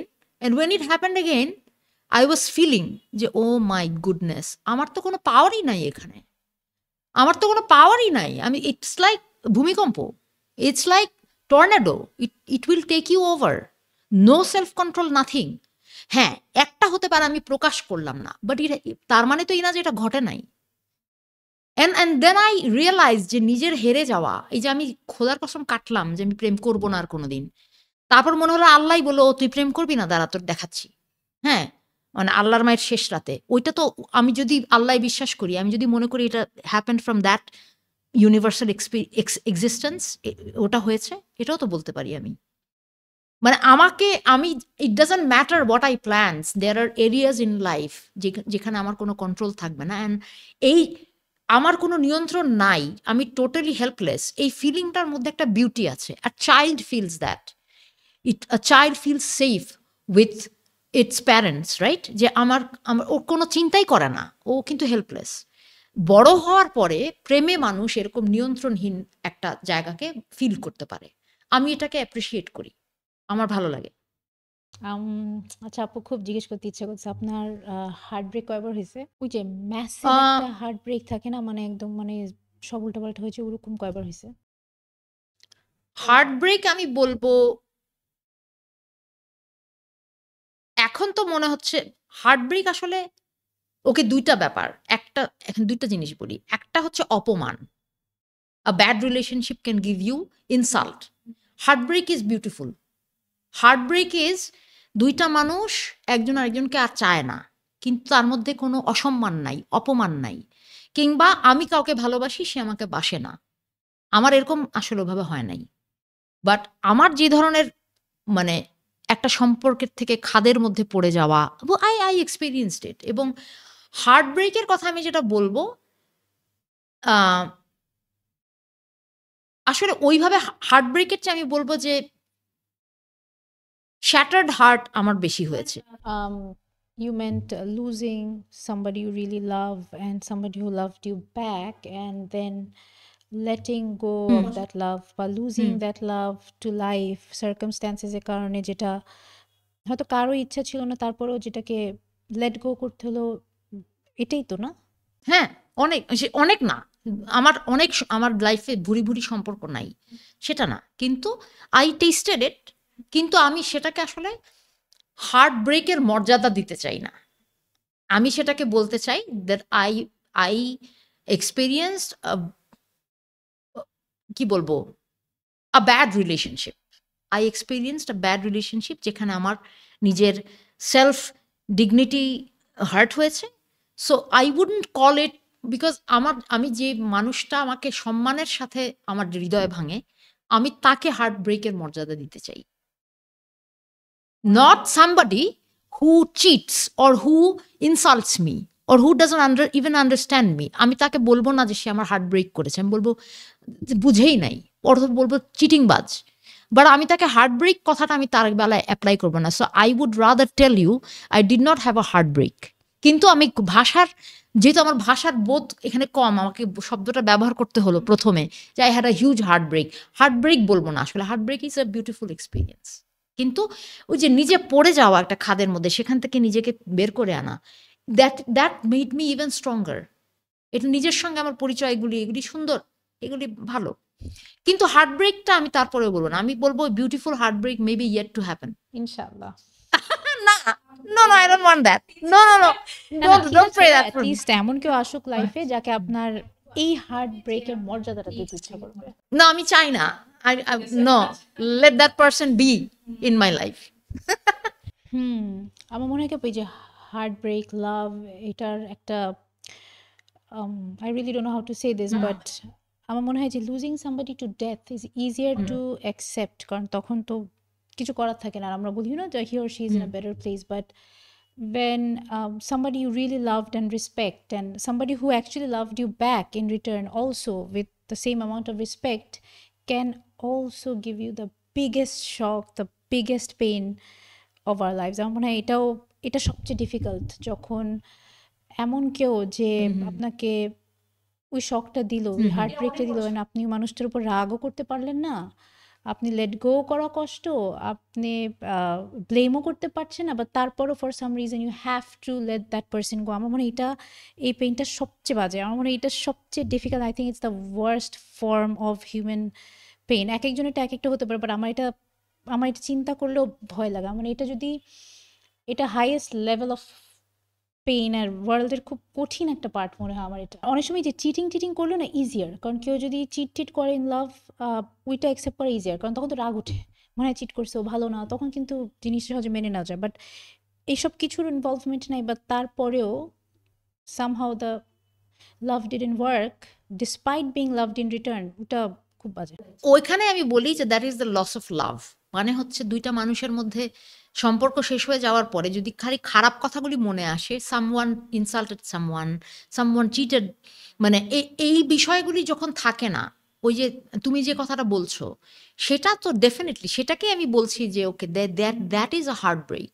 সেটা আমার, এই জন্যই আমি খুব পরিষ্কার করে বলবো there are good relationships, there are bad nasty relationships, and sometimes মানুষের রিপিটেডলি ব্যাড রিলেশনশিপসই থাকতে পারে। It is very important to respect your partner, the person you love, and ভালোবাসার চর্চা প্রতিটা মানুষের সাথে থাকতে হবে। পৃথিবীকে দিকে তাকালেই ভালোবাসা নিয়ে, সম্মান নিয়ে, এটা আমার ধর্ম। আমি আমার শত্রুর সাথেও সম্মানজনক সম্পর্কে থাকি, একদম। মানে তাকে তার মর্যাদা দিয়ে আমি তাকে বিট করতে চাই। I will fight you, but I will definitely all the way I will make sure that you have every rights that you have, your rights are protected. এটা আমার ধর্ম। তো সেখানে এই ধরনের মানে এগুলো আমার কাছে খুব চিপ আর কি, মানে এই যে, কিন্তু এগুলো তো হয় জীবনে, তাই না? যে ব্যাড রিলেশনশিপস হয়, চিটিং হয়, মানুষ মানুষকে মিথ্যা কথা বলে, এত এত এরকম ভাবার কোনো কারণ নাই যে এগুলি কখনো হবে না বা হয় না, হয়ে যায়। কিন্তু আমি আসলে এখন বুঝি যে ক্লিন কাট ইজ দ্যাট, এবং সেটা খুবই গভীর দুঃখ, সেটাই আমি হার্টব্রেক বলছি। সেটা আমি এখন পাইনি। হ্যাঁ আপু, আসলে ব্যাড রিলেশনশিপে তো অনেক ফর্ম থাকে, মানে অনেক ব্যাড রিলেশনশিপ থাকে যে just the equation itself is bad. Love is gone. But যখন আসলে কোনো সম্পর্কে বা কোনো লাভের মধ্যে চিটিং চলে আসে না, তখন আসলে জিনিসটার কোনো ভ্যালু থাকে না। That's no longer love, the love is gone, আর maybe the love was The just person, never হ্যাঁ। দেয়ার। চিটিং চলে আসলে মানে এমন ওইটা থেকে গেট ওভার করা ইজি, মানে হ্যাঁ ও তো চিট করছো, তো তখন কিন্তু আসলে মনে that person never loved us, so ওইটা আরো অনেক ইজিয়ার। বাট ওই যে ওইটা যেটা নিয়ে এখন কথা বলছি ওইটা অনেক বাজে, ওইটা অনেক ডিফিকাল্ট টু ডিল উইথ, যেটাতে আসলে চিটিংও ইনভলভড না, ব্যাড রিলেশনশিপও ছিল না, বাট সামহাউ ইউ জাস্ট মানে খুব বাজে আর কি ওইটা। আচ্ছা আপু, এখন আমরা একটা ডিফারেন্ট টপিক আসি, সেটা হচ্ছে ডোমেস্টিক ভায়োলেন্স। আপনি ডোমেস্টিক ভায়োলেন্সের ব্যাপারে এই টপিকে আপনি খুবই সোচ্চার, এবং আপনি ডোমেস্টিক ভায়োলেন্সের এগেনস্ট আপনি আপনার ভয়েস অনেক বড় একটা ইম্পর্ট্যান্ট ভয়েস। আর এটা খুবই দুঃখজনক যে এখনও it's 2025 and it's on the rise, যেখানে এটা কমে যাওয়ার কথা, এটা কিভাবে এটা বাড়তেছে আমি বুঝলাম না। এটার রুট কজটা কি? আমার মনে হয় এটা কোর থেকে আসলে এটা শেষ করা দরকার, কোর থেকে এটার উপরে কাজ করা দরকার। কারণ এটা সব ক্লাসেই এরকম অনেক এডুকেটেড ফ্যামিলিজের ভিতরে, বাইরে দিয়ে মনে হয় খুব এডুকেটেড, বাট ভিতরেও ওদের ডোমেস্টিক ভায়োলেন্স কিন্তু চলছে। আর ডোমেস্টিক ভায়োলেন্স আসলে এটার এত নর্মালাইজড কিছু কিছু মানুষের ক্ষেত্রে, বা আমাদের সমাজে অনেকেই এই ডোমেস্টিক ভায়োলেন্স জিনিসটাকে এত খুবই এমনভাবে এখনো দেখা হয় যে এটা হতেই পারে। আহ, এরকম ধরেন একটা এক্সাম্পল যদি দেই, যে একটা মেয়ে তার হাজবেন্ডের কাছে মার খেয়ে বাসায় আসলো, এসে ওর মা বাবাকে বলছে যে আমার হাজবেন্ড আমাকে মারে, আমি ওর সাথে থাকতে চাই না, এটা সেটা। তখন কিন্তু ওর মা বাবাকে অন্যান্য অ্যাসপেক্ট বুঝাবে যে না তো কি হয়েছে, ও যদি মারে, ও তার একটা বিয়ে করে নাই, ও তো জুয়া খেলে না, ও তোমাকে ভালো দেখে রাখে, ফাইন্যান্সিয়ালি অনেক স্ট্রং, তুমি কি আর এই লাইফস্টাইল পাবা, সো একটু তো মারলে মারতেই পারে। অ্যাকচুয়ালি এটা কিন্তু ফ্যাক্ট, আপনিও জানেন, এটা সবাই জানে। আবার আদার ওয়ে রাউন্ডও কিন্তু হয় যে কোনো একটা মা বাবা হয়তো যখন শুনলো যে তার মেয়ে ডোমেস্টিক ভায়োলেন্সের শিকার, তখন কিন্তু মা বাবা বলে যে এক্ষুনি ওকে ছেড়ে চলে, আর একদিন ওই বাসা থাকবি না। কিন্তু মেয়েটা তখন আবার উল্টা কথা বলে যে না না মা, আজকে মারলো তো কি হলো, আদারওয়াইজ তো আমার সাথে অনেক ভালো, অন্যান্য দিন তো অনেক ভালো, আমি যা চাই আমাকে তাই কিনে দেয়, ও তো আমার অনেক টেক কেয়ার করে, মাঝে মধ্যে একটু মারে তো কি হয়েছে, এটা এমনি, এছাড়া আদারওয়াইজ আমাকে অনেক আদর করে, এরকমও কিন্তু হয়। এটার ব্যাখ্যাটা কি? এটা বন্ধ কবে হবে? এটাও ডিপ রুটেড অনেক কিছু। মানে আমি আসলে প্রথম কথা বলি যে সেক্সুয়াল হ্যারাসমেন্ট, ডোমেস্টিক ভায়োলেন্স এবং এনি কাইন্ড অফ অ্যাবিউজ শুধু যে মানে হিট করে সেটা তো আরেকটা ডাইমেনশনে চলে গেল। ইভেন কোনো কথা না বলে সাইলেন্ট ট্রিটমেন্ট দিয়ে মানুষ মানুষের সাথে খারাপ ব্যবহার করে, হাজব্যান্ড ওয়াইফের মধ্যে এটা হয়, অনেক সংসারে হয়। উচ্চস্বরে কথাবার্তা বলা, that is another form of violence, maybe not physical violence but that is violence. এটাকে মানতে হবে, বুঝতে হবে। এখান থেকে কিন্তু অত্যাচারের শুরু হয়, গলা চড়িয়ে কথা বলা। আমার কাছে তো মনে হয় আমি মানে ভাষা পাচ্ছিলাম না অনেক দিন পর্যন্ত। ঘরের ভেতরে কেউ কারো সাথে এই যে চিৎকার করে ওঠা, এই খারাপ ব্যবহার, এইগুলি সবকিছু বন্ধ করতে হবে। চিৎকার আমরা করব শুধু মিছিলে, হ্যাঁ? when I'm asking something from my state, when I'm talking to the government, তখন সেটাও একটা মানে কাউকে অসম্মান করে না, গলাটাকে চড়িয়ে যেন শোনা যায় বিকজ তারা অনেক দূরের। কিন্তু আসলে কাইন্ডনেসের চর্চা সমস্ত সম্পর্কে থাকতে হবে, between mother children, between husband wife, হ্যাঁ? সবাই সবাই সবাইকে রেসপেক্টফুলি ট্রিট করবে। আমার I make it a point because আমাদের সোসাইটিতে এটা it is on the rise, এবং সমাজ এইটাকে এরকমই রেখে দিতে চায় ট্যাবিউ হিসেবে, এটা নিয়ে কথা বলবে না। হ্যাঁ, এবং যেখানে এমনকি আমরা বলি যে হয়তোবা প্রাতিষ্ঠানিক শিক্ষা থেকে বঞ্চিত যে সমস্ত সংসার, সেখানে মেয়েরা মার খাচ্ছে, কিন্তু না, আসলে আমাদের মতো মধ্যবিত্ত পরিবারেও অনেক ফিজিক্যাল ভায়োলেন্স হয়, অনেক হাজব্যান্ডরা অ্যাবিউসিভ, এবং এই সমাজ সেটাকে প্রশ্রয় দেয়, প্রোটেক্ট করে। আমি এই জায়গাটাতে অকারণে কারণে এই প্রসঙ্গগুলি তুলে আনি। There are so many poets, singers, musicians, actors যারা খুবই ওয়েল রেপুটেড, রাইটার্স, হ্যাঁ? কিন্তু ওই যে বউ পেটানো, অথচ সমাজে তাদেরকে আমরা খুবই রেসপেক্ট করি। আমার কথা হচ্ছে যে লোকটা ফল বিক্রি করে, হ্যাঁ, ফ্রুটস সেল করে, সে যখন আমরা শুনি যে তার বউকে সে মেরেছে, আমরা উই বিকাম সো এথিক্যাল, আমরা ওর থেকে ফল কিনবো না। কিন্তু যখন শুনি একটা বিরাট রাইটার ওর বউকে ধাক্কা মেরেছে বা ওর বউকে কষ্ট দিয়েছে, আমরা খুব কম বলি, তখন বারবার তার লেখাটাকে জাস্টিফাই করি, তার সিঙ্গিংকে জাস্টিফাই করি, কারণ সে অনেক famous. Fame has its own load আমাদের উপর, সমাজের উপর। ফেম একটা অমানুষকে অনেক আড়াল দেয়। হুম, তো আমি মনে করি যে আমি এই জিনিসটা নিয়ে আমি সবসময় জিজ্ঞেস করি যে কোনো একটা জায়গায় প্রোগ্রাম হলে বা কিছু হলে বা কোনো একটা মানুষ সম্পর্কে যখন জানতে পারি যে সে এই লোকটা পোয়েট ওর এই লোকটা রাইটার ওর এই লোকটা অ্যাক্টর সিঙ্গার কিন্তু তার অ্যাবিউসিভ রেকর্ড আছে I openly boycott that person আমি তাকে আমার মুখের হাসি দেব না এই লিস্ট আই ক্যান ডু সমাজকে ধাক্কা দেওয়ার জন্য আমি যদি একজন দুর্নীতিবাজ মানুষকে একটা চোরকে বা একজন খুনিকে বয়কট করতে পারি আর একটা লোক তার ঘরের পার্টনারকে সে আঘাত করে খারাপ ব্যবহার করে আমি তাকে কেন just because that person is a big writer আমি কেন তাকে পাত্তা দিব that person should be hated and I hate that person openly এটা আমি প্রচার করি এবং এইটা আরেকটা যেটা তুমি বললে যে মানে মার খাচ্ছে মায়ের কাছে এসে বলছে এটা তো আসলে এটা নিয়ে একটা গান আছে মা যদি কয়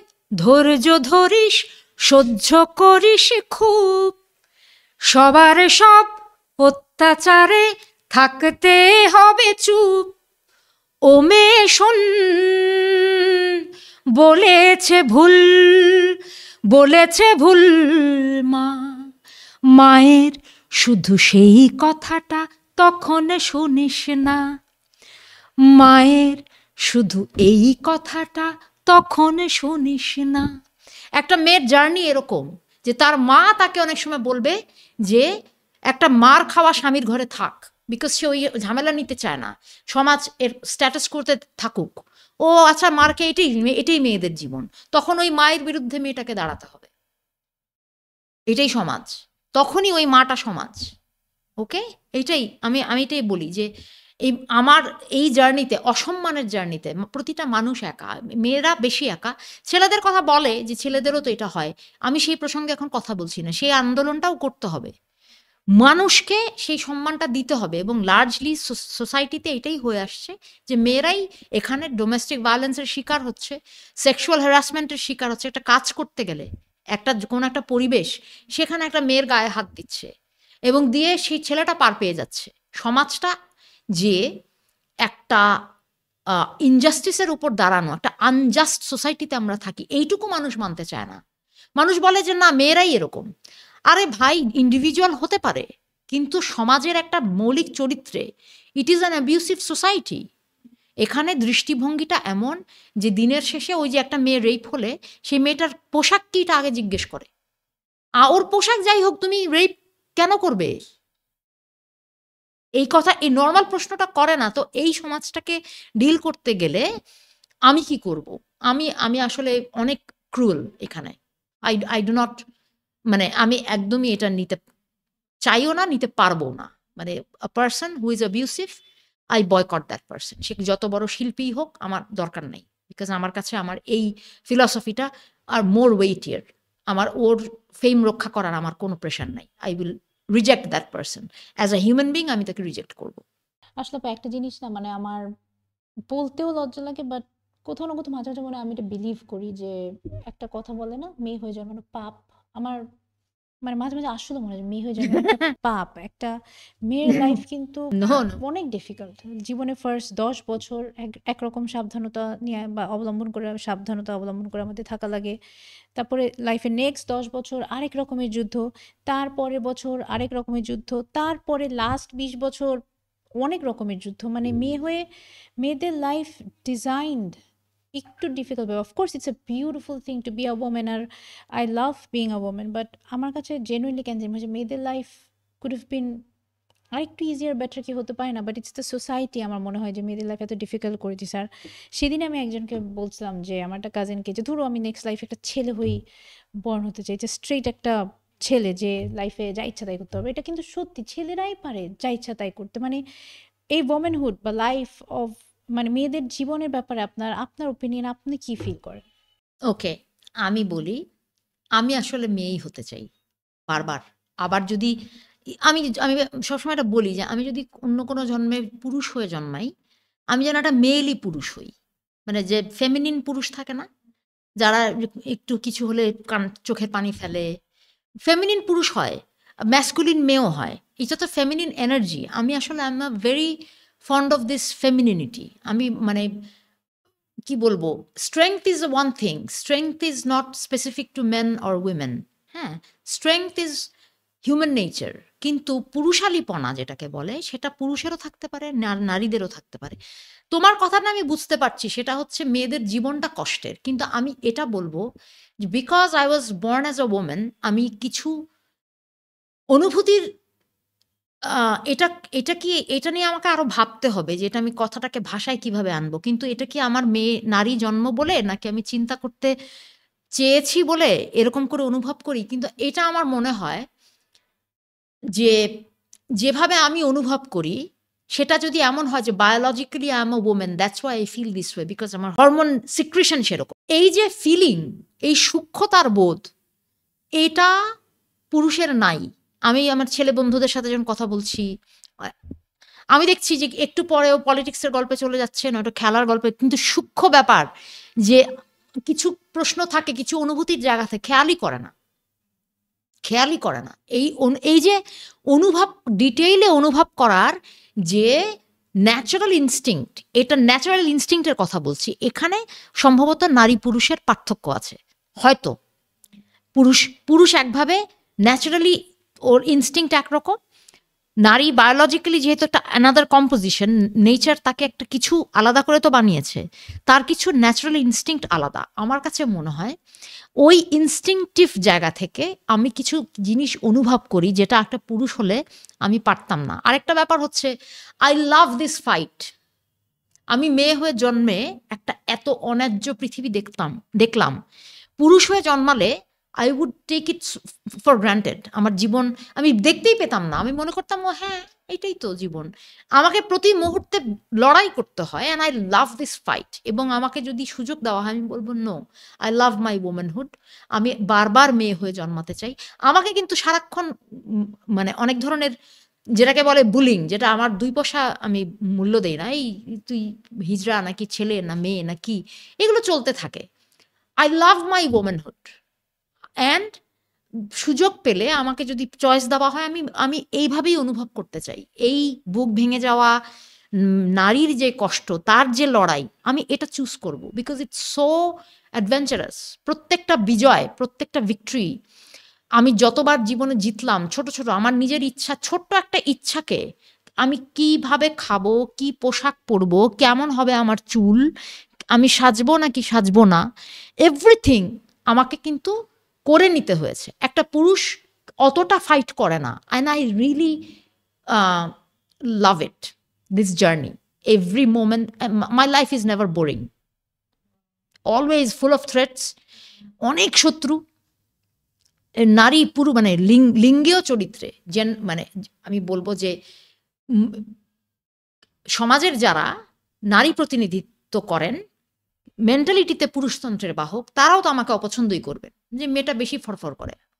খালাদের কেউ হতে পারে, সেটা ফুপুদের কেউ হতে পারে, যে না মেয়ে মানুষ এত এরকম করে কেন। তো সে তো লিঙ্গীয় চরিত্রে সে তো নারী, কিন্তু সে তো আসলে পুরুষতন্ত্রকেই রিপ্রেজেন্ট করছে। আমি আসলে আমার এই জার্নিটাকে ভালোবাসি, এই চ্যালেঞ্জটাকে ভালোবাসি, ইটস ভেরি থ্রিলিং। নাহলে এটা বোরিং হতো আমার জীবন। আই লাভ ইট। তুমি যেটা বলছো আই এগ্রি, যে হ্যাঁ এটা মনে হচ্ছে যেন একটা পাপ করে ফেললাম।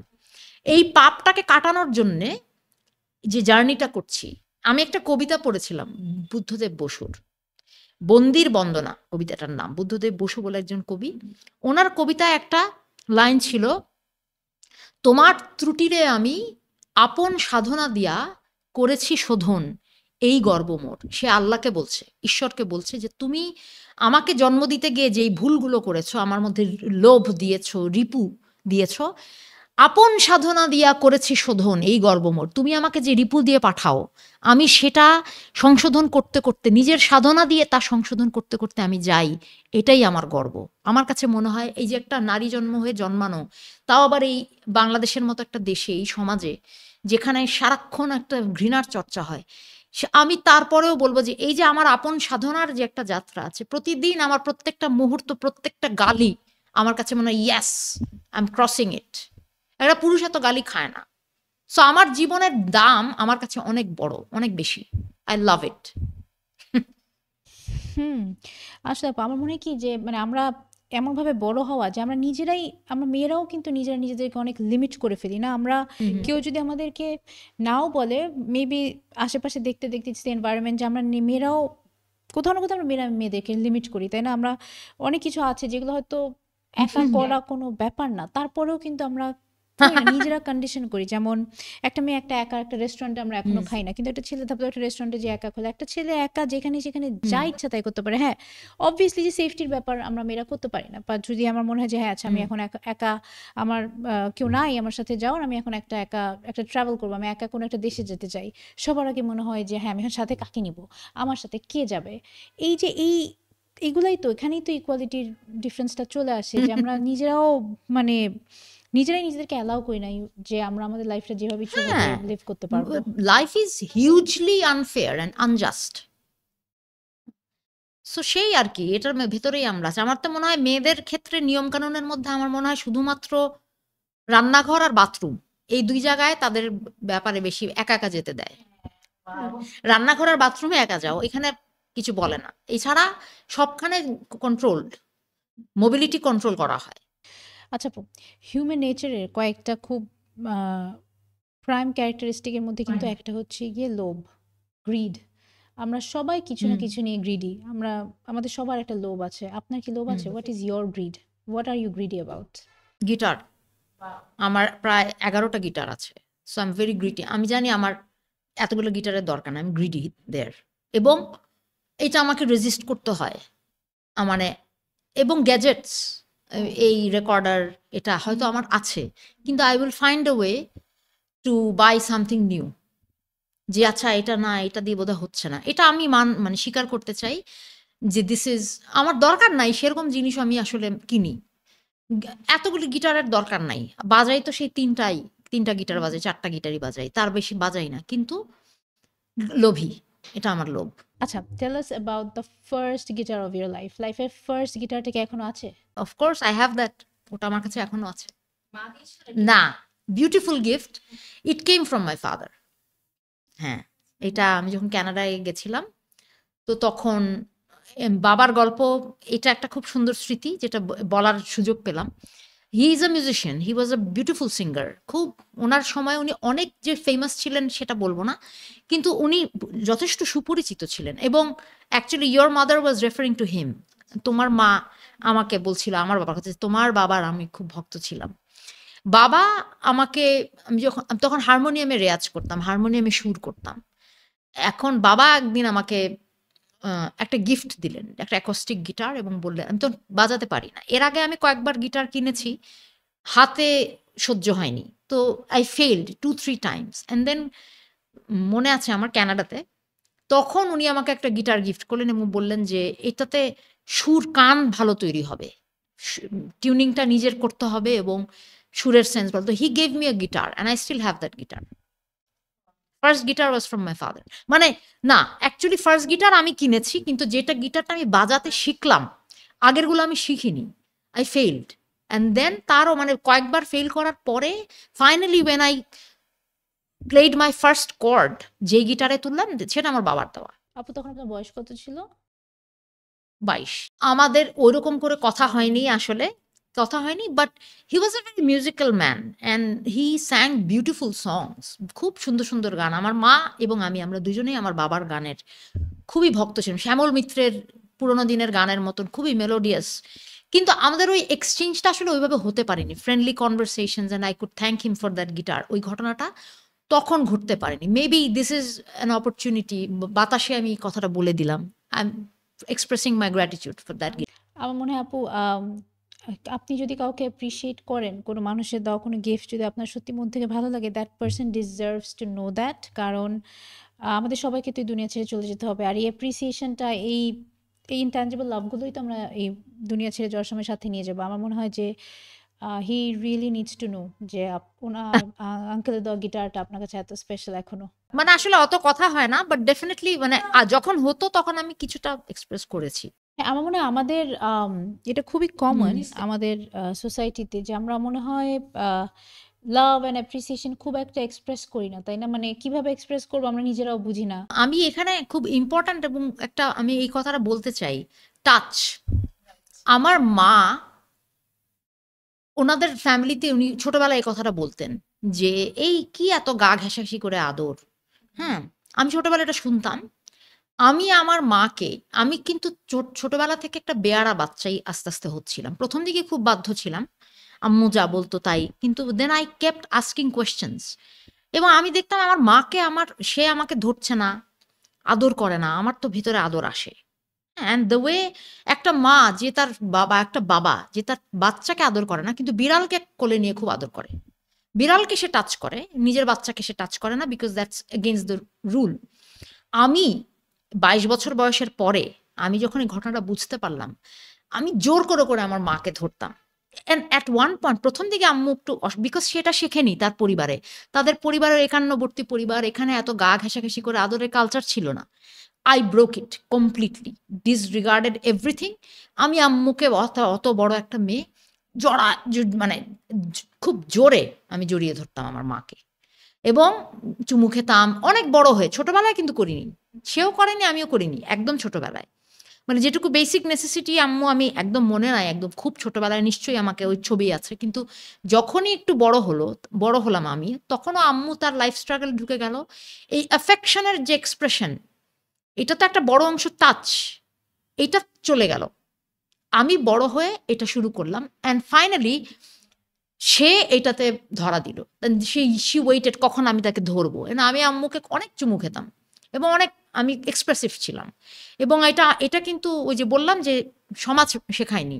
আমার মনে হয়েছে আমি ভালোবাসতে চাই, এভাবে ধরতে চাই। তো আই টাচড হার, এবং তখন সেও আস্তে আস্তে যে কেন ধরো না, কেন আমি তোমার মেয়ে, আমাকে আদর করো, এই।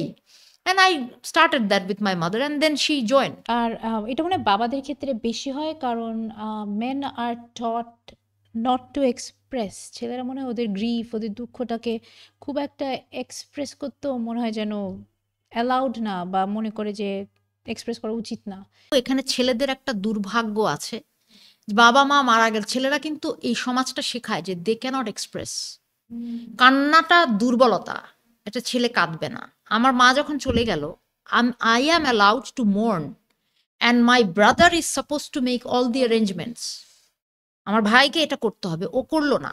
মানে আমাদের দুজন মিলেই অনেক কিছু করলাম, কিন্তু আমাদের আরো গ্রেটার ফ্যামিলিতে সবাই হেল্প করলেন আমাদেরকে। কিন্তু আই এম সো গ্রেটফুল যে he could Cry an ocean. আমার ভাই, মা যখন চলে গেলেন আমাদেরকে ছেড়ে, দুই ভাই বোনেরই তো কষ্ট, কিন্তু ছেলেও তো তার মাকে হারাচ্ছে, অথচ ওকে সব জোগাড় করতেছে। এটাই সমাজ, কাঁদছে না, ও দুর্বলতা। কিন্তু আমাদের আসলে ব্যাপারটা হচ্ছে কি, আমাদের সমাজে কতগুলি চিন্তা আছে যেগুলিকে আমরা চাইলে প্রশ্ন করতে পারি।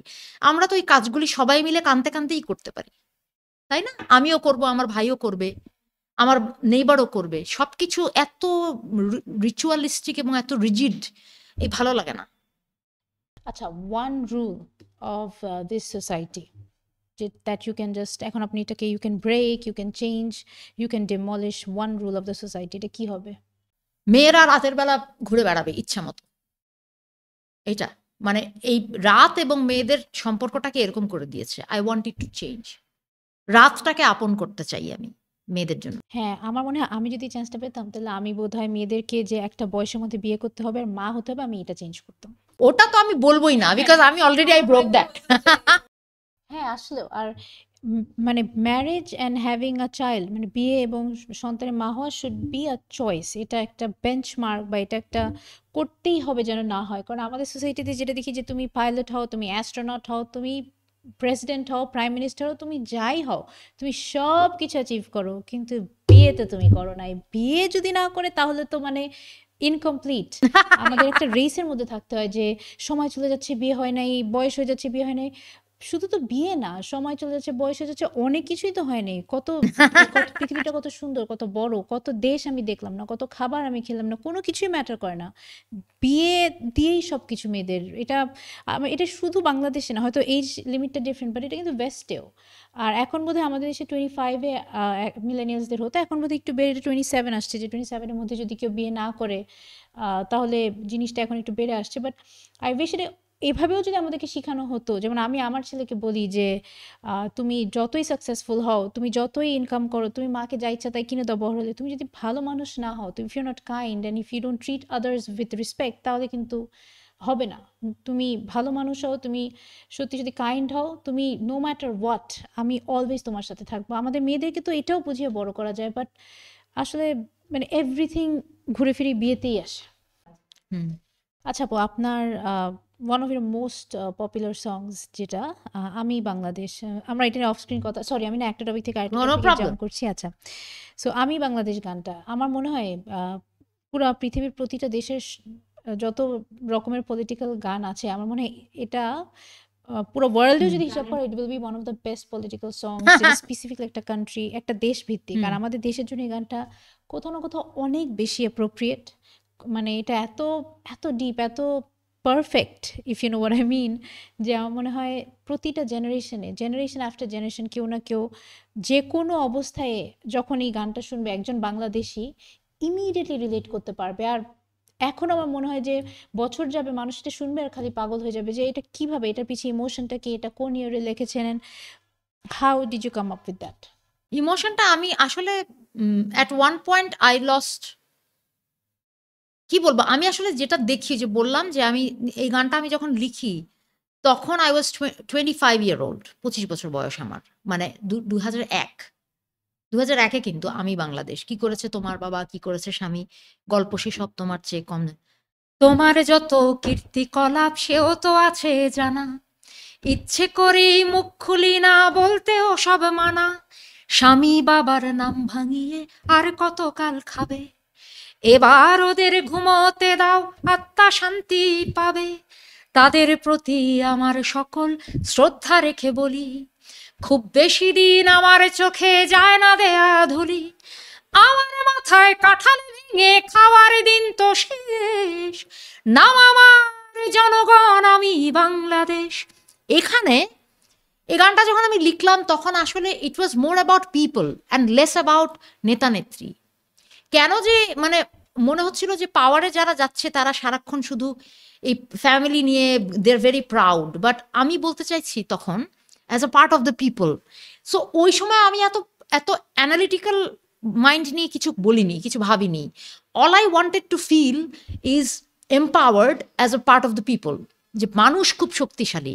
আজকে এতদিন পরে মানুষ নিজের মধ্যে সেই বিজয়টা দেখছে, অ্যান্ড তখন সে হয়তো খানিকটা রিলেট করতে পারছে বলে going back to that song and coming appreciating me, and I am very thankful. কিন্তু গানটা আসলে এখন থেকে 24 বছর আগের লেখা, 24 years ব্যাক, অ্যান্ড আমি গানটা রিলিজ করেছি 2008-এ। তখন কিছু কিছু মানুষ শুনেছে, বাট ফাইনালি হয়তো বা এই যে লাস্ট 5-6 years এবং জুলাইয়ের পরে আরও বেশি পিপল কুড রিলেট, অ্যান্ড আমার ভালো লাগে। আমি আশা করিনি, বিকজ আমি আসলে গানটা নিয়ে আমার মেইন ব্যাপারটা ছিল নিজেকে এক্সপ্রেস করা, যে I want to feel empowered as a part of the people, not as a part of the power. এবং কি করছো তুমি ক্ষমতা হিসেবে, তোমার বাবা, তোমার স্বামী, তোমার ভাই, তোমার ছেলে কি করছে, I don't want to know that.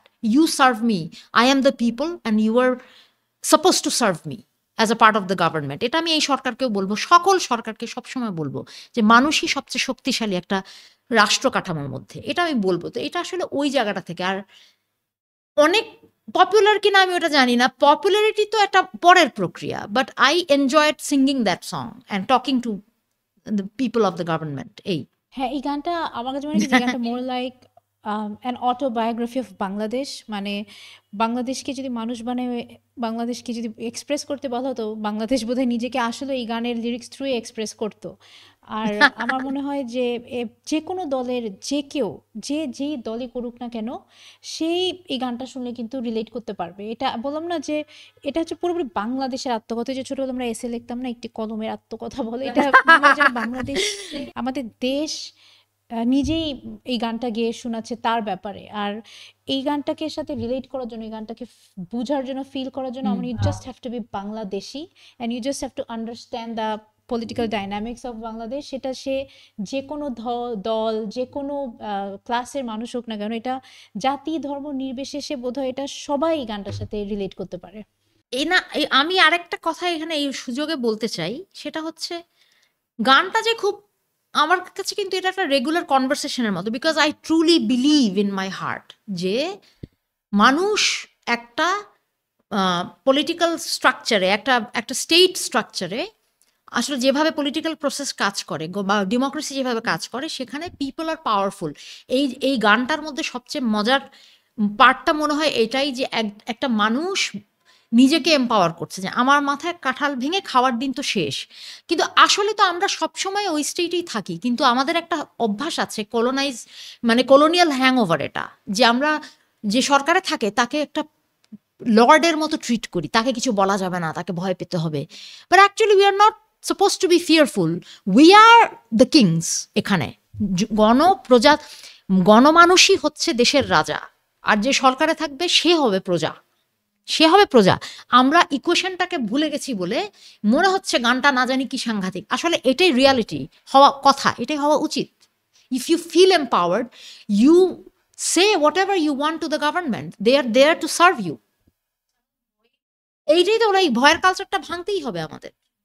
আচ্ছা আপু, গান নিয়ে যেহেতু কথা বলছি, আপনার হারিয়ে যাওয়া বন্ধু গানটা, এই গানটা এত সুন্দর, এই গানটার লিরিক্স এত ডিপ, এত হার্ট টাচিং। আমার মনে হয় এই পৃথিবীতে এমন কেউ নাই যে ছোটবেলায় একটা বন্ধু হারায় নাই। সবাই কিন্তু একটা হারিয়ে যাওয়া বন্ধু থাকে ছোটবেলায়, কোনো দুইটা মেয়ের ফ্রেন্ডশিপ, একটা ছেলে একটা মেয়ের ফ্রেন্ডশিপ, দুইটা ছেলের ফ্রেন্ডশিপ, সবাই মানে ফ্রেন্ডশিপ এত সুন্দর একটা রিলেশনশিপ, এত সুন্দর একটা ফর্ম অফ লাভ। আর আসলেও কিন্তু আমরা বড় হতে হতে টাইমের সাথে সাথে কিন্তু আমরা আমাদের অনেক ছোটবেলার বন্ধু হারিয়ে ফেলি। আর এই গানটা আপনার এত, আমি যতবার শুনি মানে আনবিলিভেবল। এখনই আমার কাছে ওয়ার্ডস নাই। এটার পিছনে ইমোশনটা কি, এটা কি রিয়েল লাইফ থেকে নেওয়া? একদম পুরা ভীষণ, এটা এত বড় গান তো পার্সোনাল ছাড়া লেখা যায় না আমার কাছে মনে হয়। এবং আমি প্রথম দিকে আমি যে গান লিখতাম, তখন আমি একদম আনকনসিয়াসলি গান লিখতাম, মানে আমার মনে হতো যতক্ষণ পর্যন্ত আমার বলতে হবে আমি বলে যাব, কথা বলবো, আমি লিখবো, লেখা যা আসে লিখবো, সেটাকেই সুর দেব। পরে একটা সময় একটুখানি কনসিয়াস হলাম, যখন বড় বড় গীতিকাররা বা অনেক ক্রিটিক বললো যে তোমার গান এত বড় হয়, তখন কিছুদিন আবার আমি একটু খুব কথা শোনার চেষ্টা করলাম, and then I came back to my old self. এখন আবার বড় বড় গান লিখি। হ্যাঁ, আচ্ছা, এটা একদমই নিজের আমার বন্ধুকে নিয়ে, বন্ধুর সাথে বিচ্ছেদ, বন্ধুর প্রেমটা কিন্তু সাংঘাতিক। বিশেষ করে জীবনের প্রথম যে পরিবারের বাইরে first love that happens between two friends, school থেকে বাসায়, এটা কি ছেলেদের মেয়েদের যাদেরই হোক, প্রথম যখন স্কুল ফ্রেন্ডদের সাথে দেখা হয়, তাদের সঙ্গে বাসায় আসলে বন্ধুদের গল্প করা, বন্ধুদের জন্য কি টান, এই কিন্তু জীবন। সেই বন্ধুর সঙ্গে যখন বিচ্ছেদ, সেটা কিন্তু আমাকে ভীষণভাবে হার্ট করেছিল। মানে that was a heart break, I would say. First heart break যদি হয়, ইট কেম ফ্রম আ ফ্রেন্ড। তখন আমার কাছে মনে হলো যে এই মানে প্রসেস করছি পেইনটাকে, আই কুডন্ট রিচ হার, আমার বেস্ট ফ্রেন্ড, পারছি না, রিচ করতে পারছি না। তখন I road that song, tuned it, I স্যাং it, I cried for days and days and days. ওটা আস্তে আস্তে আমার ওই ব্যথাটা আমার জীবনের অংশ হলো। But then the friendship happened again and then it was lost again and then it happened again, এরকম হয়েছে অনেক। কিন্তু হ্যাঁ, এটা একটা এই বন্ধুর প্রেমের গান। এটা বন্ধু সব, আমার মনে হয় সব মানুষেরই এরকম একটা বন্ধু প্রেমের জায়গা আছে, যেখানে গিয়ে সে তার সবকিছুকে আনলোড করতে পারে, বলতে পারে নির্ভয়। একটা খারাপ কাজ করে এসে আমি যদি এই বন্ধুকে বলতে পারি যে দোস্ত আই ডিড দিস, ওইটা হচ্ছে একটা রিয়েল রিলেশনশিপ। হ্যাঁ আপু, I think you deserve to know this. আপনার এটা জানা দরকার যে আপনার গানটা কতখানি সাকসেসফুল। যে আমি এই গানটা কিন্তু অ্যাকচুয়ালি আমার বোন আর ওর ছোটোবেলার একটা বেস্ট ফ্রেন্ডেরও গল্প। আমি যখন এটা শুনি তখন ওকে পাঠাই, and immediately she just broke down এই গানটা শুনে, কারণ ওরও ছোটোবেলায় এরকম একটা বেস্ট ফ্রেন্ড ছিল, and she apparently she died. আর ওদেরও যে একটা এটা খুবই আনফর্চুনেট ওয়েন শি ডাইড, খুবই আনফর্চুনেট একটা ডেথ ছিল, and we couldn't be there for her. And ওদের যে ফ্রেন্ডশিপে যে গ্যাপটা আসে, সেটাই কিন্তু because of society, marriage, life, সব কিছু মিলিয়ে। আর যখন আমিও শুনি পুরো মন ওই যে ওভাবেই, অ্যাজ আই সেড, যে আপনি অন্যদের ইমোশন কীভাবে আপনার লেখা দিয়ে বের হয়ে আসে, যে আমার মনে হতো এটা ওদেরই গল্প, ওরও শুনে কিন্তু মনে হয় যে এটা ওদেরই গল্প। এত ডেপথ এই গানটার, এটা টাইমলেস একটা গান। এই গানটা আসলে, এটা যদি মানে অন্যান্য ভাষাও লেখা হতো, আমার পৃথিবীর সবাই গানটার সাথে রিলেট করতে পারতো। গানটা টাইমলেস, গানটার ডেপথের আসলে কোনো সীমা পরিসীমা নাই। আর এখন আপনার এই গানটা আমাদেরকে শোনাতে হবে। আমার কিছু কিছু গান হচ্ছে মার্কার, মানে কে কোন গানটা পছন্দ করে সেটা দিয়ে আমি সেই মানুষটার মাইন্ডসেটটাকে বুঝি। এই গানটা বেশিরভাগ কি পুরুষ কি নারী সকলেই, ছেলেরা সাধারণত পলিটিক্যাল গান পছন্দ করে, মেয়েলি অনেক গান পছন্দ করে না, মেয়েরা সাধারণত প্রেমের গানগুলি পছন্দ করে বা দুঃখের গান। এই গানটা জেন্ডার স্পেসিফিক না, মানে আমার মজা লাগে যে এটা আমি মানে আমার ভালো লাগে যে this song happen to me, এটাই আর কি। এক হারিয়ে যাওয়া বন্ধুর সাথে সকালে বিকেল বেলা কত পুরনো নতুন পরিচিত গান গাইতাম খুলে গলা, কত এলোমেলো পথ হেঁটেছি দুজন, হাতে ছিল না তো হাতে ছিল যে যার জীবনে, দুটো মন ছিল জড়াজড়ি এক সাথে, কত ঝগড়া বিবাদ সুখের স্মৃতিতে ভরে আছে শৈশব, তোকে স্মৃতিতে স্মৃতিতে এখনো তো ভালোবাসিছি অসম্ভব, কেন বাড়ে রে বয়স ছোট্টবেলার বন্ধু হারিয়ে যায়, কেন বাড়ে রে বয়স ছোট্টবেলার বন্ধু হারিয়ে যায়, কেন হারাচ্ছে সব বাড়াচ্ছে ভিড় হারানোর তালিকায়, এক হারিয়ে যাওয়া বন্ধুর সাথে সকাল বিকেল বেলা কত পুরনো নতুন পরিচিত গান গাইতাম খুলে গলা। আচ্ছা আপু, আপনার সব গানের মধ্যে আমার পার্সোনাল ফেভারিট, যেটা আমার আমার কাছে আমার থিম সং লাগে, সেটা হচ্ছে গিয়ে কোলবালিশ। আমার এই গানটা খুবই পছন্দ। আমার এটা সব মেয়েদের লাইফের গান, মানে সব, মানে সব, মানে ধরেন আমার, আপনার, ইভেন আমার দাদুকে নানুকেও যদি ডেকে এনে এটা শোনানো হয়, ওদের মনে হবে এটা ওদের সবচেয়ে পছন্দের গান। এই গানটা আপনি কবে লেখেন? এটার পিছিয়ে ইমোশনটা কি? তখন আমার ম্যাট্রিক হয়নি, তার 91 বা 2 কোলবালিশ। এইটা একটা খুব মজার গান, মানে এটা তখন আমি বড় হয়ে গেছি, কিন্তু when I was rewinding my life ওই সময়টা গানটা লিখতে বসে, যে আমার আশেপাশে সমাজটাকে দেখছি তো, একটা বাচ্চা মেয়ের জীবন, সেখানে এটাই দেখছি যে একটা মেয়ে হিসাবেই বলবো আমি, যদিও আমরা বলি যে আমরা মানুষ, বাট আমাদের এক্সপিরিয়েন্স কিন্তু পুরুষ থেকে মেয়ের আলাদা হয়ে যায়। একই ঘরে আমার ভাই খেলতে যাচ্ছে, আমি কিন্তু ঘরে, এরকম একটা ব্যাপার, কালচারটা এরকম। যদিও আমাদের বাড়িতে সেটা ছিল না, আমাদের সমাজে সেটা ছিল। তখন দেখলাম যে এনি কোয়েশ্চেন আই আস্ক, না কথা এত প্রশ্ন করো কেন, হ্যাঁ মানে যে কোনো কিছুতেই এই যে না, উত্তর কম, প্রশ্নগুলোকে যে কবর দেওয়া হতো, এইটা ছিল main idea. And then when love happened, ওই মানুষটাই কিন্তু বুঝতে পারছে না যে what is happening to me, এত ভালোবাসা, এই যে কি প্রথমবারের মতো first love happening to you, first attraction happening to you, এটা কিন্তু হিউজ একটা মানুষের, মানে আপনি ছোট থেকে বড় হচ্ছি যখন, প্রথমবার আমি একটা অদ্ভুত একটা আকর্ষণের অস্তিত্ব টের পেলাম আমার নিজের মধ্যে, যেটা আমি এক্সপ্লেইন করতে পারছি না, যে I feel so much love and attraction for someone, and আমি মনে হচ্ছে this is the end of my life, এবং কেউ নাই, না I am crying my whole night, আমার কোলবালিশের মধ্যে আমার সমস্ত কান্না মিশে যাচ্ছে, ওইটাকে মনে হচ্ছে আমার সবচেয়ে কাছের মানুষ। This is this is how I felt, মানে সমস্ত দুঃখ, সমস্ত কষ্ট, সমস্ত প্রশ্ন, সবকিছু নিয়ে আমি ওই কোলবালিশে ফেরত যাচ্ছি। এই তো আমার ছোট্ট বেলার ছোট্ট কোলবালিশ, আর কেউ শোনেনি কোনোদিন কখনো আমার কোনো নালিশ, এই তো আমার একটাই বন্ধু ছোট্ট বেলার বালিশ, এই তো আমার ছোট্ট বেলার ছোট্ট কোলবালিশ,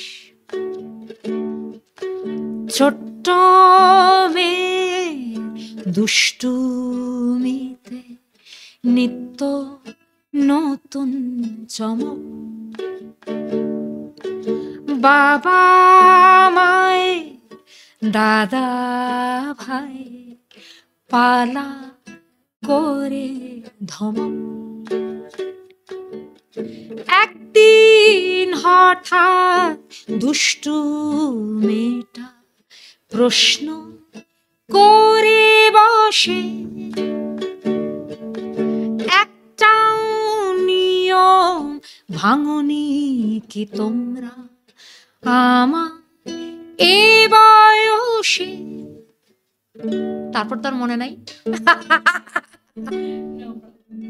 আচ্ছা আপু, এখন আমরা আমাদের লাস্ট সেগমেন্টে আমরা কিছু সিগনেচার মজার মজার কোয়েশ্চেন করি। সব গেস্টকে করি, কিন্তু আপনাকে করতে কেন জানি বেশি মজা লাগছে। এখন থেকে নিয়ে মরার আগ পর্যন্ত, if you could just eat one dish, one thing for the rest of your life, মরার আগ পর্যন্ত একটা জিনিসই খেতে হবে, কি খেতেন? আলু আর লিচু আর আম। বললাম তিনটা বেশ। তিনটা বেশ। I could touch my mother again. আমি যাদের ভালোবাসি তাদের সাথে যেন একসাথে মরে যেতে পারি। আর প্যালেস্টাইন স্বাধীন হোক। আচ্ছা, লাইফে পাওয়া বেস্ট অ্যাডভাইস? কারোর কথা শোনো না কখনো, নিজেরটা নিজে করো। এটা কি আপনাকে নিজেকে নিজে দিতেন, না আপনাকে এটা অন্য কেউ দিল? আমিও দিয়েছি, আবার শুনিয়েছি, বলেওছে কেউ যে best advice is not to take any advice, মানে বলেইছে যে তুমি নিজের থেকে শেখো, নিজের ভুলের থেকে শেখো। আমিও বলি আমার লাইফের বেস্ট অ্যাডভাইস কিন্তু আমি আমাকে দিই। আর ওয়ার্স্ট অ্যাডভাইস? ওয়ার্স্ট অ্যাডভাইস হচ্ছে আহ, উল্টোটাই, যে একটা সেট ফর্মুলা নিয়ে সেটা নিয়ে চলো আর কি, মানে worst advice is the rest, everything else. আচ্ছা আপু, এখন যদি মাকে পেতেন 5 মিনিটের জন্য, তাহলে তাকে কি বলতেন? আমরা দুজন মিলে গান গাইতাম, কফি খেতাম। আই উড আস্ক হার, কি করছো, কেমন যাচ্ছে, কেমন তোমার বন্ধু বান্ধবের সাথে ওখানে। আচ্ছা আপু, যতদিন আপনার মা বেঁচে ছিলেন, হুম। আপনি যতদিন তার কাছে ছিলেন, আপনার কি মনে হয় যে আপনি যেভাবে বেড়ে উঠেছেন, আপনার মন মানসিকতা, বা সে আপনাকে যেরকম দেখতে চেয়েছিল মানুষ হিসাবে, সে কি সেটা দেখে যেতে পেরেছে? আম, মা কেমন করে দেখতো সেটা আমি জানি, মায়ের মনের মতো মেয়ে কিন্তু আমি হইনি। তার থেকে অনেক দিকে আমি তার মতো হয়েছি, অনেক জায়গায় আমি কিন্তু তার অমতের মানুষ হয়েছি। মানে she wanted a certain kind of women for me to become, কিন্তু আমি কিন্তু সেটা হইনি। আমি কিন্তু আমার মতন মানুষও হয়েছি, মানে শুধু মাই আমাকে জন্ম দিয়েছে তা না, আমিও কিন্তু আমাকে I gave birth to my self as well, because আমার মনে হয়েছে যে আমার নিজের জীবনের উপর আমারও একটা অধিকার আছে। শুধু আমার মা যেভাবে বলবেন সেভাবেই আমি হব সেটা না, কিন্তু আমি কিন্তু আমার মতো হতে চেয়েছি। So it's a bit of both. আম্মুর মতো, আম্মু যেরকম চেয়েছে সেরকম, আম্মু চেয়েছে যে আমি ইন্ডিপেন্ডেন্ট হই, আমি ভালো মানুষ হই। সেটা তো আমার সারা জীবনের যাত্রা। সেরকম ভালো মানুষ তো কেউই শেষ পর্যন্ত, মানে এটার প্রতি এটা তো বলা যায় না যে ভালো মানুষ হয়ে গেছি। কারণ ভালো মানুষ হওয়ার তো শেষ নাই। আবার ভালো মানুষ হতে গিয়ে কি আমি অন্যায় করছি না? আমি কি মানুষকে কষ্ট দিয়ে ফেলি না? আমি কি রাগ করে ফেলি না? আনকাইন্ড হয়ে যাই না? সেটাও তো আমি সাধারণ মানুষ হিসেবে যত রকমের লিমিটেশন থাকতে পারে সবকিছু আমার আছে। তারপরেও I strive to become a kind person. এটা চেষ্টা করব আমি। এই জার্নিটা তো আমার আছে। তো আম্মু তো সেটা চাইতো। আচ্ছা আপু, লাস্ট কোয়েশ্চেন, 20 বছর বয়সী শায়ানকে এখন আপনি পেলে কি অ্যাডভাইস দিতেন? আমি অ্যাডভাইস দিতাম না, পিঠ চাপড়াতাম। ও ইউ ডিড গুড। অ্যান্ড কোনো কিছু চেঞ্জ করতাম না। আমি আমার জীবনের কোনো মিস্টেক, কোনো good, bad, anything and everything I would keep it just as it is. কোনো কিছু পাল্টাতাম না। Because everything matters. It's like a nakshi kantha. প্রত্যেকটা স্টিচ মিলে, কোনোটা আমি রিমুভ করতাম না। I would keep all my mistakes. এখান থেকেই তো আমি শিখেছি। That's life. Yes. Thank you so much, Apu. It was one of my best conversations. I've learned so much. আর আমি আপনাকে একটা জিনিস বলি, যদি ভারতের সব মানুষ সবাই একটা আপনার মতো হয়ে যেত, মানে আমার পৃথিবীতে যত হাজার কোটি মানুষ সবাই একটা করে শায়ান হতো, তাহলে এই প্যালেস্টাইনি যুদ্ধ হতো না, এই World War II আমার মনে হয় হতো না। সবাই হয়তো সবাই সবাইকে সবার মতো থাকতে গিয়ে একসাথে আমরা হয়তো কোএক্সিস্ট করতে পারতাম। And you actually have that personality and that mindset. Allah আপনাকে আরো অনেক বড় করুক, আরো অনেক একটু সুন্দর ইমোশনাল গান লাগে বসে আছি এটার জন্য।